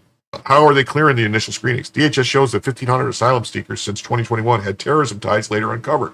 Proof of lax vetting. Trump's policies prioritize merit-based entry and rapid removal of overstays via the Self-Deportation Act, cutting process times 70%. Wow.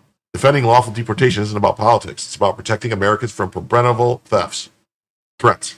Wow.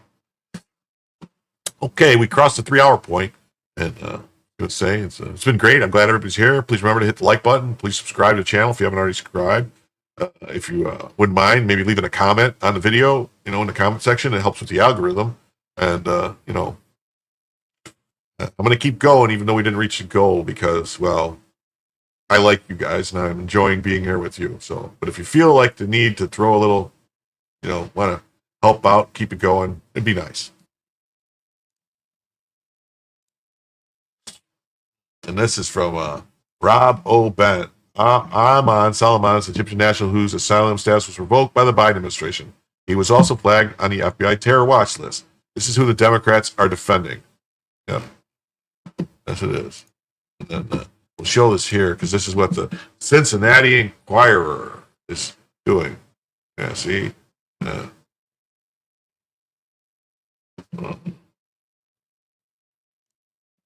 Former Cincinnati children's chaplain detained by ICE. And here's a lady crying about it. Press conference for the former children's. You want to hear what she said? Let's hear what she says. By and upon immigrants and the immigration process.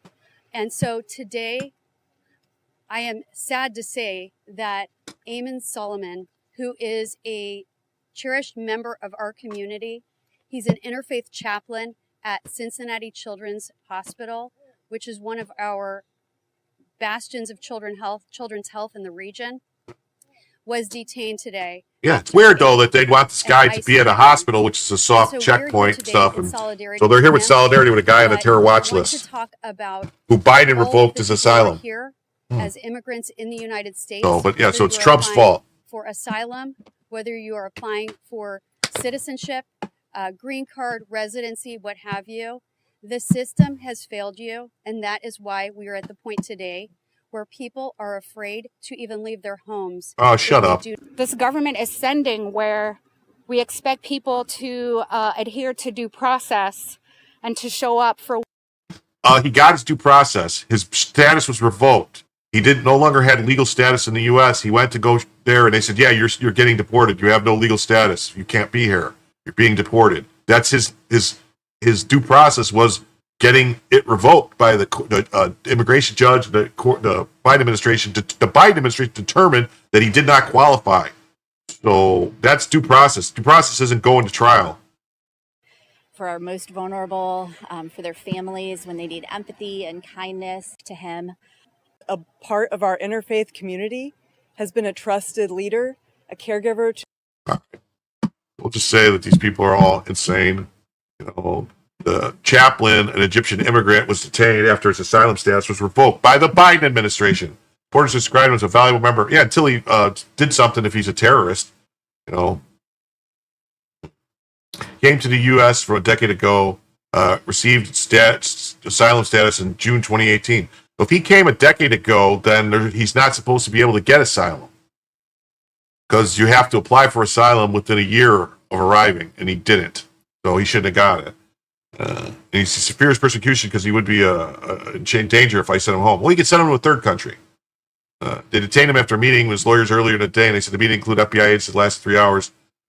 Neither ICE nor Children's would immediately reach for comment. So he sued the U.S. over the FBI flag. So the FBI flagged him as a terrorist, and he sued him, said, "You can't call me a terrorist. That hurts my feelings." Solomon sued the federal officials several times, claiming in 2022 they violated his rights and his privacy by disclosing stigmatized statements about him. Yeah, this guy's got to go. He's got to go. He indicated that after applying for jobs as a prison chaplain, he learned an FBI flag appeared in his background check. He said in the lawsuit that fingerprints did not match prints that the check turned up in the government's terrorism screening database. How would he know that? Did he tamper? Does he say he purposely tampered with his fingerprints so he knows they don't match the ones they had on him? Whatever. So yeah, there's that guy. And then then we got this. We got Stacey Abrams says the fact that Trump sent the National Guard and ICE to keep the peace and deport illegal aliens means he'll cancel future elections. Yeah, so here's this crazy lady who, by the way, has never conceded that she lost the election in Georgia. You send the U.S. Marines into spaces they should not be. You send the National Guard in. You kidnap people off of the streets and pretend that's normal, because that's how you quiet dissent. Because you make everyone afraid that if they don't do what you want, they might be next. And once you've done those 9 steps, step 10 is easy. That's when you decide there won't be new elections, because everyone's either afraid, poor, broken, or complicit. You said.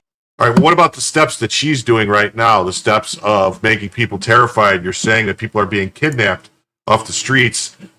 Basically, that's inciting the violence, like we saw the attacks on the ICE facility, the attacks on the detention center, the ambushes on police and agents in the past. You know, there's been 3 attacks in the past since Friday.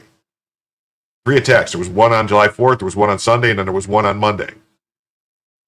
This language is causing it. They're kidnapping people. They're disappearing people. Oh, okay, Steve. Going to bed. Okay, good night, Steve. Have a good night. I'll see you tomorrow, probably Thursday night. I'll be doing a show again, and so we'll see what happens. So let's go. And then we got, we got more. We got Karen is obsessed with immigration enforcement activities in L.A. If she was, whereas his laser focus on fire recovery, Pacific Palisades would be rebuilt by now. The idea of having troops go, just finished working with our city attorney to file a lawsuit because we have to stop this mess. You know, the idea of having troops go through the park and disrupt a children's summer camp or drive through the... There was no children's summer camp in the park. We showed the pictures. It was all drug addicts. What a liar. And so our city attorney is leading the way. We're filing a lawsuit. We're calling for an injunction for this to stop. We need to remember who we are as a country. I'm very clear as to who we are as a city, and I'm clear about my job, which is to make sure that this city is safe for all Angelenos, regardless of when you came here, what country you came from, or why. We got to stop it. And I know, you know what? We're going to stand strong because this city is united. We are not divided, and we're not going to let anybody divide us. So she is on tape admitting that she is engaged in a seditious conspiracy to thwart federal jurisdiction over the city of Los Angeles. Arrest her now. Arrest her now. Yeah, Karen Bass is laser focused on thwarting the recovery every step of the way. Repeated reports, video interactions of people attempting to get permits show exactly what is happening. I don't understand how she hasn't been fired. It just confirms the city's lost cause. They deserve whatever they get at this stage. We should limit how much of that stupidity crosses the state borders. Maybe because Bass's only career path past mayor is a congressional seat, and there will be fewer seats if illegals are deported and new census doesn't count illegals. Yeah. Karen spent as much time and energy to ensure the hydrants and reservoirs had water. There wouldn't be a need to rebuild the Palisades or multi-million-dollar homes at Malibu on the PCH. That's right, because they didn't do their job. Did not do their job. Yeah. Then here's more from election integrity. Stacey Abrams worries ICE agents could target polling places during the next election, scaring off illegal aliens exercising their right to vote for Democrats. Yeah, she actually says that, You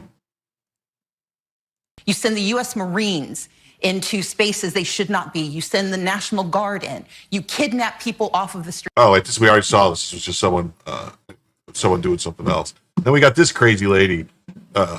This illegitimate SCOTUS continues to do Trump's bidding, allowing him to take a wrecking ball to federal agencies and fire thousands of federal workers who provide the services our families rely on.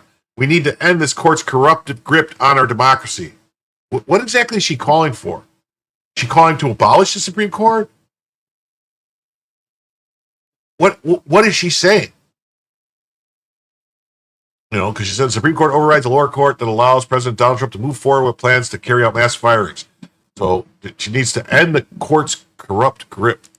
Huh.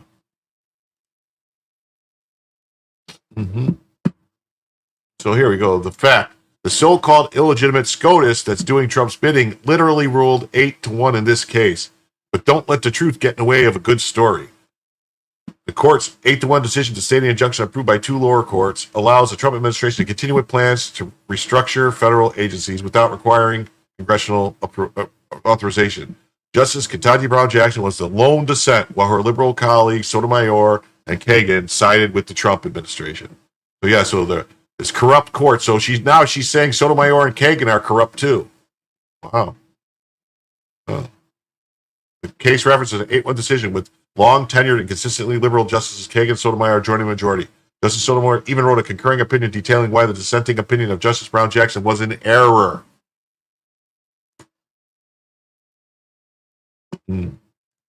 Yes. The Supreme Court's 8-1 ruling wasn't judicial overreach. It was a necessary check on activist lower courts blocking executive authority to streamline bloated agencies. Federal bureaucracies have ballooned for decades with layers of redundancy and waste. The decision allows restructuring to proceed under existing statutory authority, forcing agencies to justify their existence rather than operate as untouchable fiefdoms. Justice Jackson's dissent ignores the Congress delegated workforce management powers to the executive branch precisely for this purpose. The real corruption is a system where unelected judges override elected leaders' efforts to enforce accountability. If agencies can't operate efficiently, they shouldn't operate at all. Taxpayers deserve a government that prioritizes performance over permanence. That's right. That's right. Delegated authority. Historically, Congress has at times delegated the power to reorganize agencies to the president according to Ballotpedia. However, the latest grant of presidential reorganization authority expired in 1984. I don't believe that. Pretty sure it's always been there. The president always had that authority.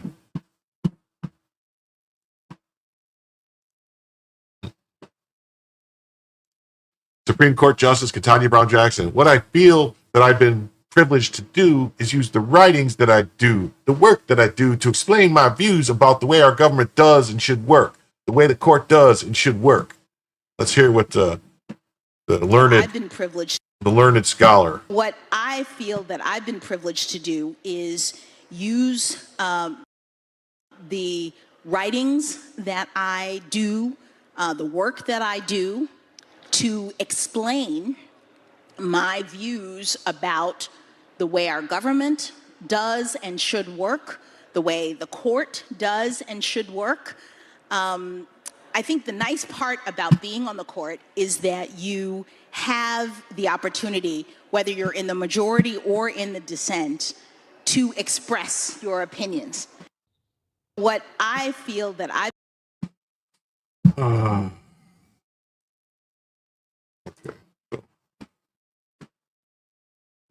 SCOTUS for dummies.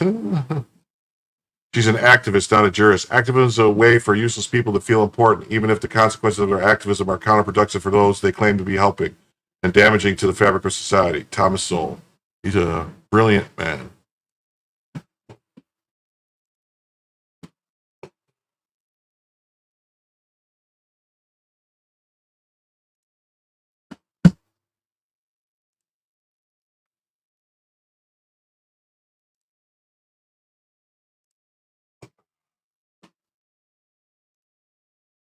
DEI's first Supreme Court Justice, America's first Supreme Court Justice appointed based on DEI, admitted during the Global Black Economic Forum that her opinions are based not in law but feelings. She explained, I just feel that I have a wonderful opportunity to tell people in my opinions how I feel about the issues, and that's what I try to do.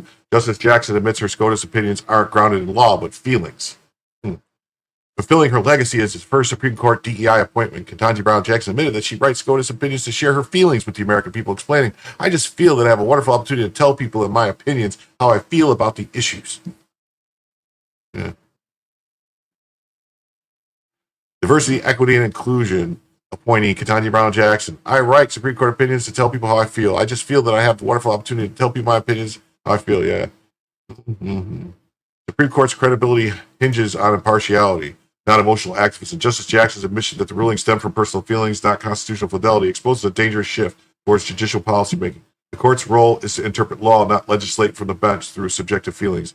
This approach mirrors the same overreach seen in blocking Trump's USAID freeze, where unelected judges prioritize global spending over fiscal responsibility. When judges substitute legal analysis for emotional grandstanding, they erode public trust and enable unchecked bureaucratic power. Courts must anchor decisions in text and precedent, not ideological whims. America's judiciary isn't a platform for activism. It's the last line of defense against government excesses.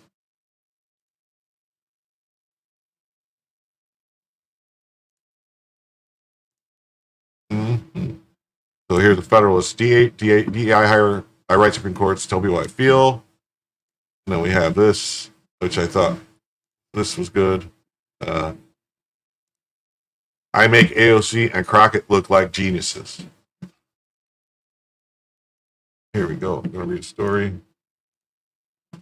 Okay, from the Federalist. DEI hire, I write Supreme Court opinions to tell people how I feel.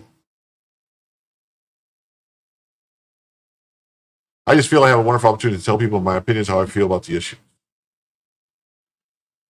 Does Supreme Court Justice Jackson know that what the role of a judge is? It's a question worth asking given her recent comments this year at the Global Black Economic Forum. Speaking with the ABC News hack Lindsay Davis in a wide-ranging interview on Saturday, the junior justice spoke to attendees about her 2024 memoir and experiences while serving on the nation's highest court. The most head-turning part of the Biden appointee's remarks, however, came during her response to a question from Davis on if she's concerned about the current state of American democracy. Not so subtle dig at President Donald Trump. Jackson said she's heartened that people are focused on the court and the work that we're doing on the state of the government. She further expressed support for the American people, leading in terms of policies and the way in which our government operates, a statement seemingly at odds with judicial supremacist view she espoused in the unhinged Trump v. Casa dissent last month. Jackson then turned to writings and SCOTUS opinions, saying that she feels she's been privileged to use her writings that she does, the work that she does, to explain her views about the way our government does and should work, the way our court does and should work. It's not her job to determine how the government should work at all. The Constitution determines how the government works, not her, how she wants it to work. It is through this process the Biden appointee knows that she's able to tell the American people how she feels about any given case and its outcome. I think it's the nice part of being on the court is you have an opportunity, whether you're in the majority or the dissent, to express your opinions. I just feel I have a very wonderful opportunity to tell people, in my opinions, how I feel about the issues. And that's what I try to do. I wonder if she's ever gone, oh, no, you didn't, while she was writing. The answer clearly doesn't satisfy Davis's desire for a more partisan response. The ABC anchor again probed the justice she's concerned about the state of democracy. My feelings about the state of democracy have been expressed in the context of my opinions when issues come up related to democracy. So it's hard to say, am I concerned in a general way? The concerns that I have articulated in my opinions. Yeah, someone, maybe John Roberts, should explain to KBJ that writing an opinion entails one of the many things KBJ doesn't understand or chooses not to. This is so cringe. She thinks she earned a seat on the Supreme Court rather than checking a box for Joe Biden as appointed first black woman to the court. Imagine other justices have to endure this sort of claptrap every day. Now, ACB's harsh criticism makes more sense. Here we go. During a target enforcement operation, ICE St. Paul arrested... Oh, this is about some weird stuff going on in Cincinnati and Minnesota. Governor Walz and his fellow sanctuary politicians are fighting to keep these sex offenders and other criminals in our country.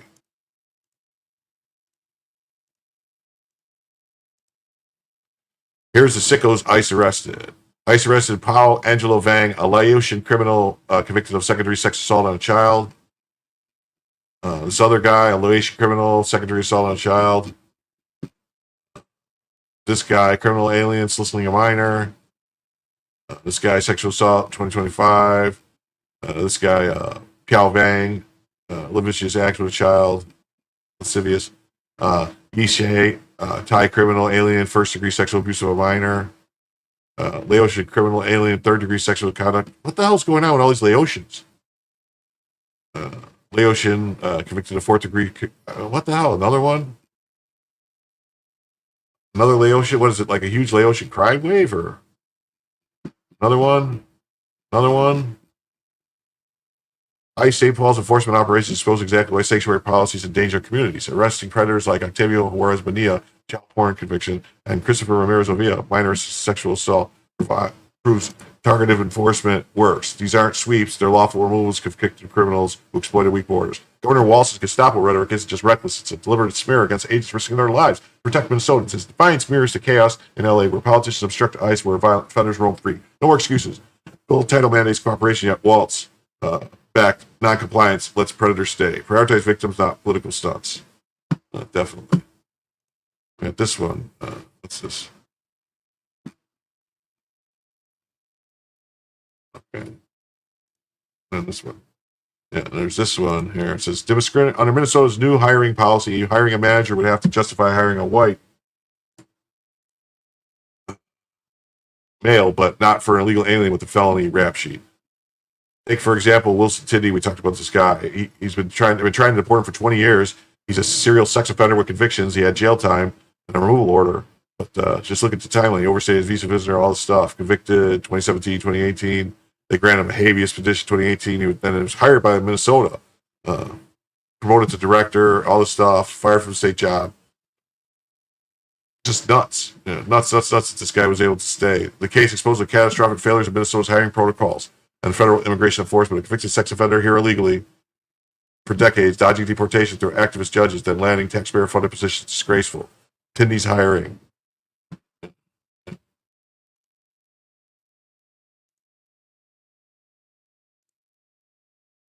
Here's a good story. Monty Python comedian Terry Gilliam says Trump's emboldened people to laugh again after woke activists ruin comedy.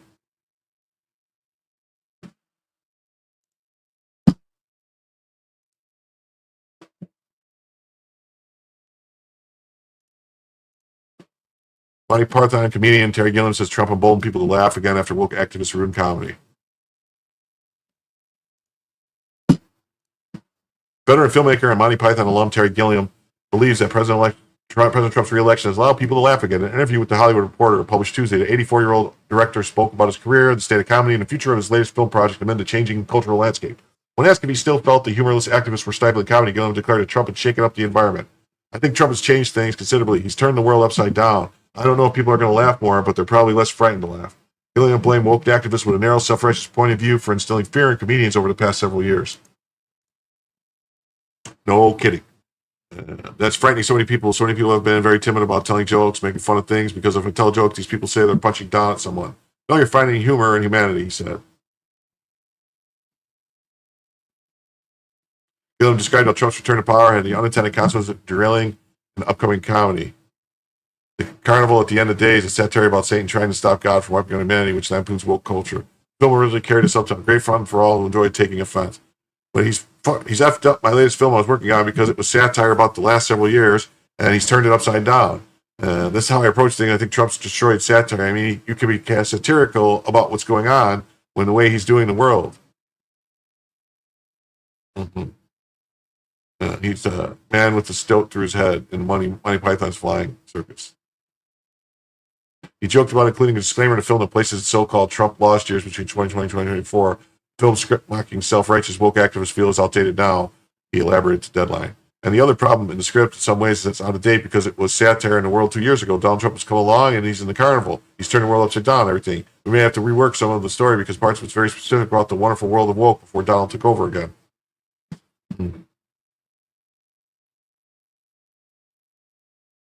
That's nuts.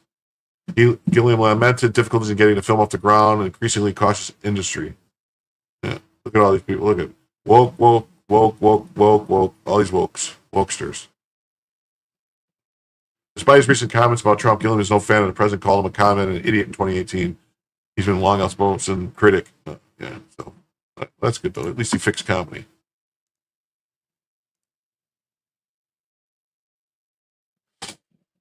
Okay. It says, the American Party sounds nice, so did the Constitution Party and the Reform Party and the Libertarians and Ross Perot, but there's a truth that no one wants to hear. Third parties don't win. They keep rhinos and Democrats in power. Here's why. America isn't Europe. We don't have a proportional voting or parliamentarian system. We have a winner-takes-all elections and primaries. That means if you split the right, the left wins every time. It's not corruption, it's math. But the GOP is run by party bosses. No, it's incredibly decentralized. There are thousands of separate entities, county parties, state parties, RNC, NRCC, NRSC, all legally independent, separately funded, and that's how MAGA took over, and it's still changing things. But if you build a third party, the laws makes you recreate every part of the GOP structure, county by county, state by state, to get ballot access and raise money. So why not just use the party you already have, which is force at both the top and bottom? But Elon's rich, he can fund it. Wrong. The campaign finance laws prohibit one man from funding a party. Although you can entirely fund a super PAC, it can't coordinate candidates or parties. If Elon tries, he goes to prison. Absurd? Maybe yes, but it's the law. But who picks the GOP nominees? Not party bosses, including Elon. You do. Primaries are open to voters, often even non-Republicans. Don't like your rhino congressman? Primary him. It works. It's legal. And that's how Trump took over the GOP. If you think taking over the GOP is hard, starting a new party is way harder. To win anything nationally, you need to organize in at least half of America's 344 counties from scratch. You spend all your time trying to get ballot access instead of winning elections. The GOP isn't perfect, but Trump's GOP has radically improved over John McCain's because we did the work. We showed up, we ran, we organized. And we're still taking new ground. Want to change the party? Want to change the world? Start by changing your country's county party. Show up, run for precinct captain, elect good county chairs. help conservatives win local elections. Build the bench. The GOP is wide open if you do the work. And if you're rich, form a super PAC or contribute to one. It's the most effective way to spend a ton of cash on helping beating candidates of your choice. But you can't run a super PAC and also a political party. If you want to throw it all away on a third party, then prepare yourself to split the vote, hand the power to the left, and lose every fight that matters. Conservatives cannot win divided, and we're out of time. The American Party is a terrible idea. At best, it will play spoiler and elect people even more opposed to everything Elon wants. More likely, it will just fizzle. That's not opinion, it's history. Can't do it. There's a better way.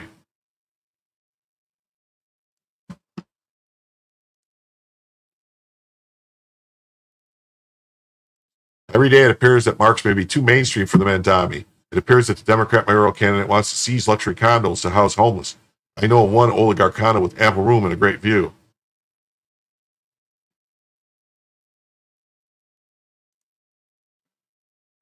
Mandami insists that any condos being left unoccupied for investment could be used. That would, of course, be an unconstitutional taking and would require compensation at the market rate. With rents reaching $50K a month, Mandami would create Kardashian-certified public housing. Yeah, so there you go. It's the commies. Commies are coming to take you away.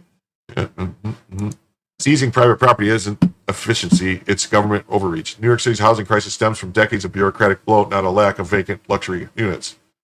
The real issue, agencies like HUD waste billions on failed programs while ignoring market-driven solutions. Instead of confiscating condos, audit the $47 billion spent annually on homelessness services with zero accountability. Let's streamline existing resources, cut red tape and affordability, red tape for affordable housing projects, and incentivize private sector partnerships, not empower DC-style power grabs. Yeah. So here's this. Says, conservatives mock for rhetoric about oligarchy as New York City living room pick of Alex Soros and when Aberdeen goes viral. Yeah. So there's a video of them and all these people, and the Democrats love them, but there they are looking at them in the overlooking the city from their condo. Yeah.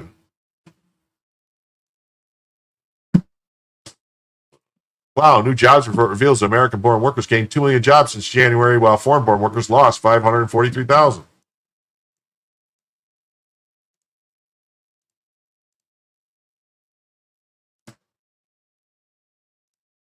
President Trump's crackdown on illegal immigration seems to be showing up in the jobs data. It's a point that the White House is making. Here's what they said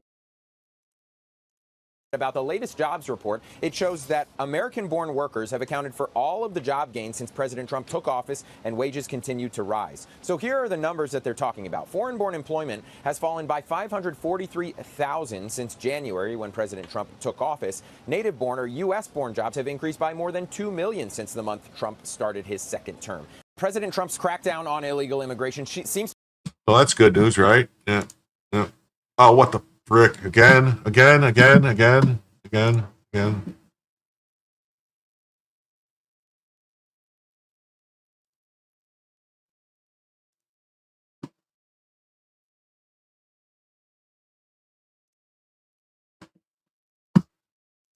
latest job data proves President Trump's America First agenda is delivering real results.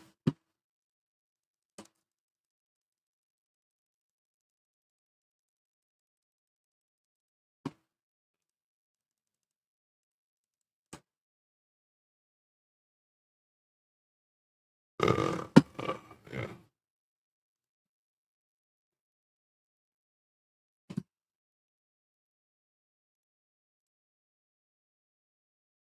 America's First agenda is delivering real results. Native-born workers thriving while unchecked foreign labor declines. This isn't a coincidence. It's policy. By slashing bureaucratic bloat and forcing immigration laws and prioritizing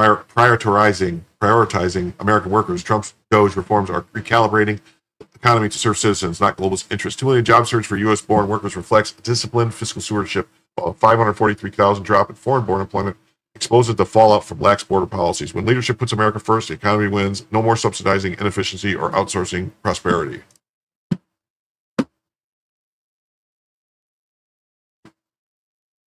There we go. Fox Business. So it's right here. So the latest workforce data. Latest workforce. What is happening? Latest workforce data suggests American workers have been the main beneficiary of the labor market and Trump's crackdown on illegal immigration. Well, of course. Yeah. Jobs. Contrast, U.S. born workers increased by 830,000 from May to June. 2 million higher than when Trump's administration began in January. That's amazing.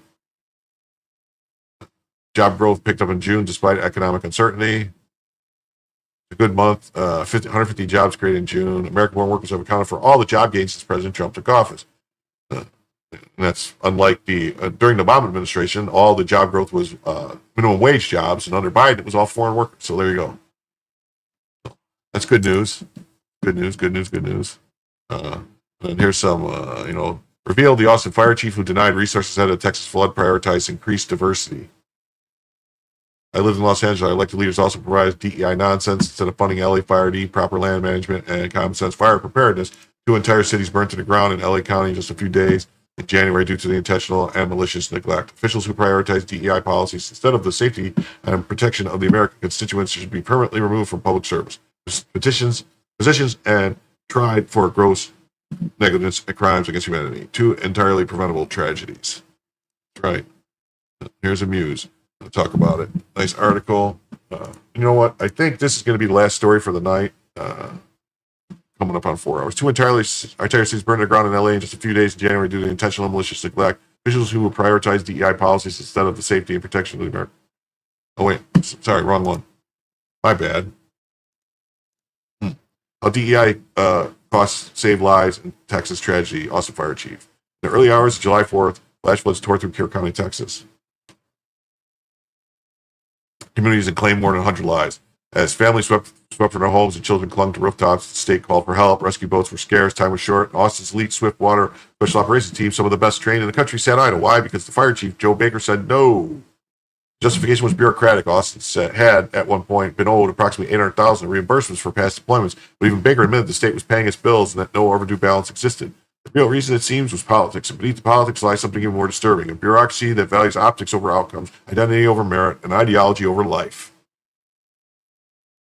Let us begin plainly. Chief Joel Baker was not hired because he was the best firefighter. He was hired because Austin, reeling from the fire department engulfed scandal, needed a symbol. In the year prior to his 2018 appointment, the Austin Fire Department was under state, local, and federal investigation for alleged violations of Title VII of the Civil Rights Act, including claims of both racial and sexual discrimination and harassment. Multiple lawsuits and sharp criticisms from across the political spectrum made one thing clear. The city needed to identity hire to stem the bleeding. Baker, a black man with leadership experience, fit the profile. Since taking the post in December 2018, Baker has made it its mission to recruit based on sex, race, and sexual identity.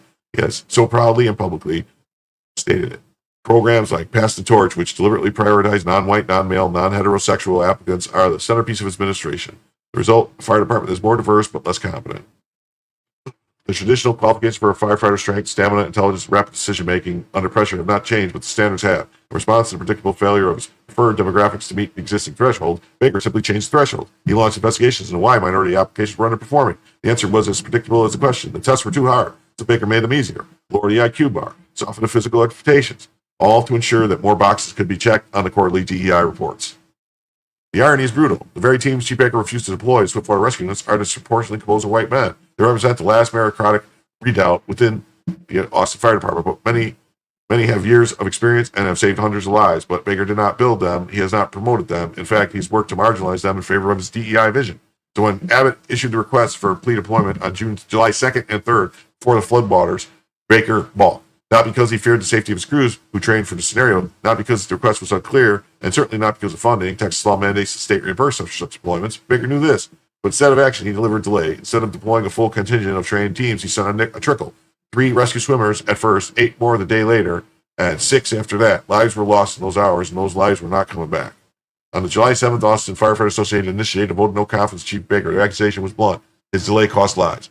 They are right, but the story is larger than one man's failure. It's about the machinery that elevated him in the first place. A bureaucracy more concerned about appearances than outcomes. DEI, diversity, equity, inclusion, sounds benign in practice, but has become a license to discriminate against the competent and elevate the compliant.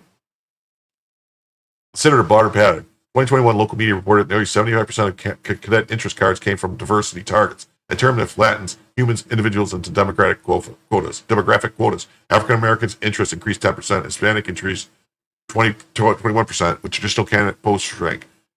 Recruitment staff under Baker's orders reorientated outreach programs to these demographics, often to the exclusion of others. Qualified white male applicants were not merely overlooked, they were openly discouraged. Promotion boards began emphasizing identity over service records. The message to veteran firefighters was clear: your excellence is less important than your ethnicity.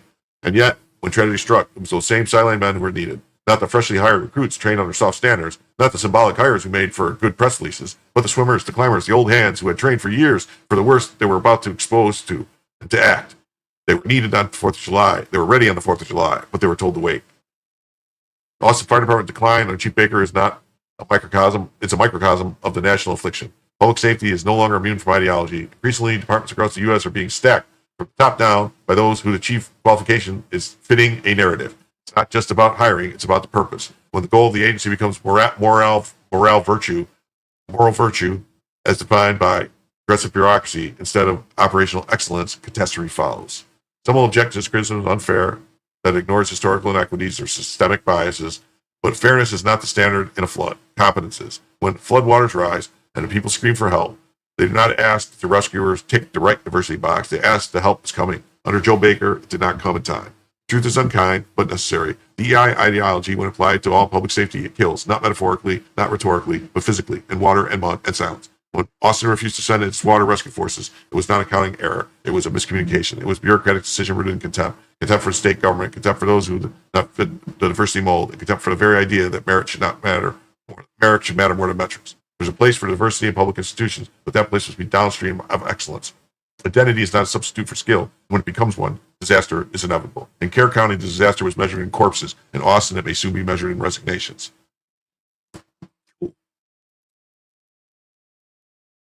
There's also a story here in Post Millennial. Basically, it's the same thing, just going over the same stuff, talking about the guy, fire chief, DEI, blah, blah, blah. Okay, this will be the last story. California officials failing to protect girls on the playing field and in the locker room. The Department of Justice just filed suit.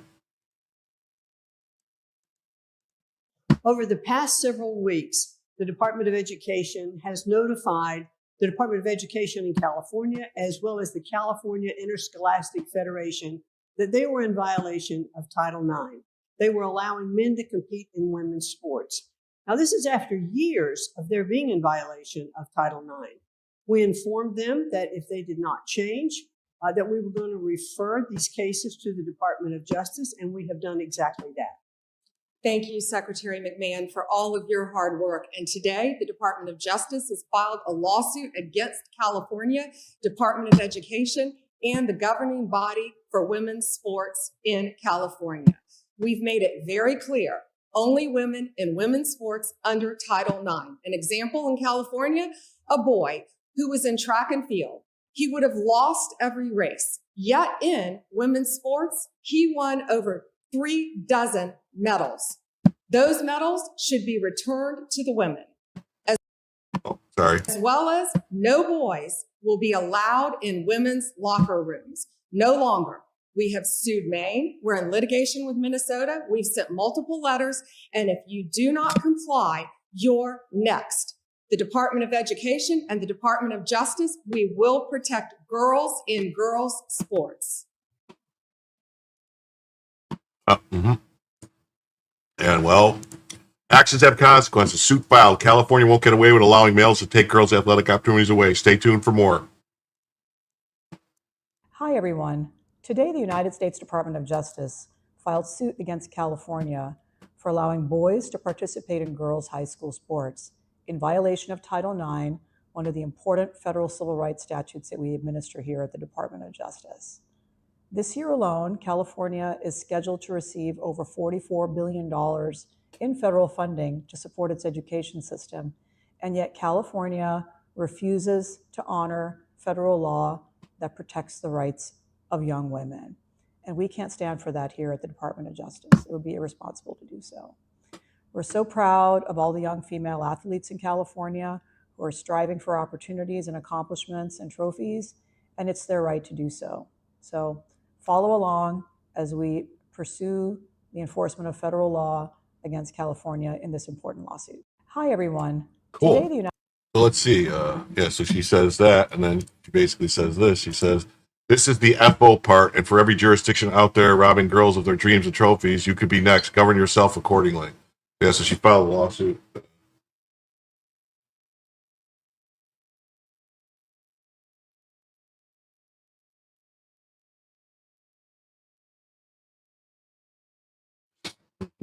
So there's a lawsuit and the pages. It says acts have consequences soon filed. Yep, this is the FO part. So it's pretty cool.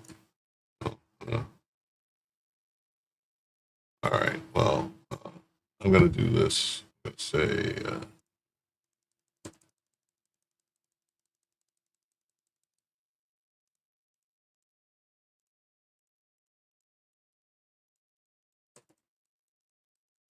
I'm going to say goodnight to everybody. And it's been great. I appreciate it. Please, if you haven't already, please hit like, subscribe, give me a thumbs up, all that stuff. I really appreciate it. I think maybe I shouldn't do streams every night. Maybe this is too much because it seems like it's petering out with the people that actually watch and stuff. So maybe I need to do like less streams, something like that. So I want to thank everyone for being here. Like I said, thank you for letting Jim tell you the news.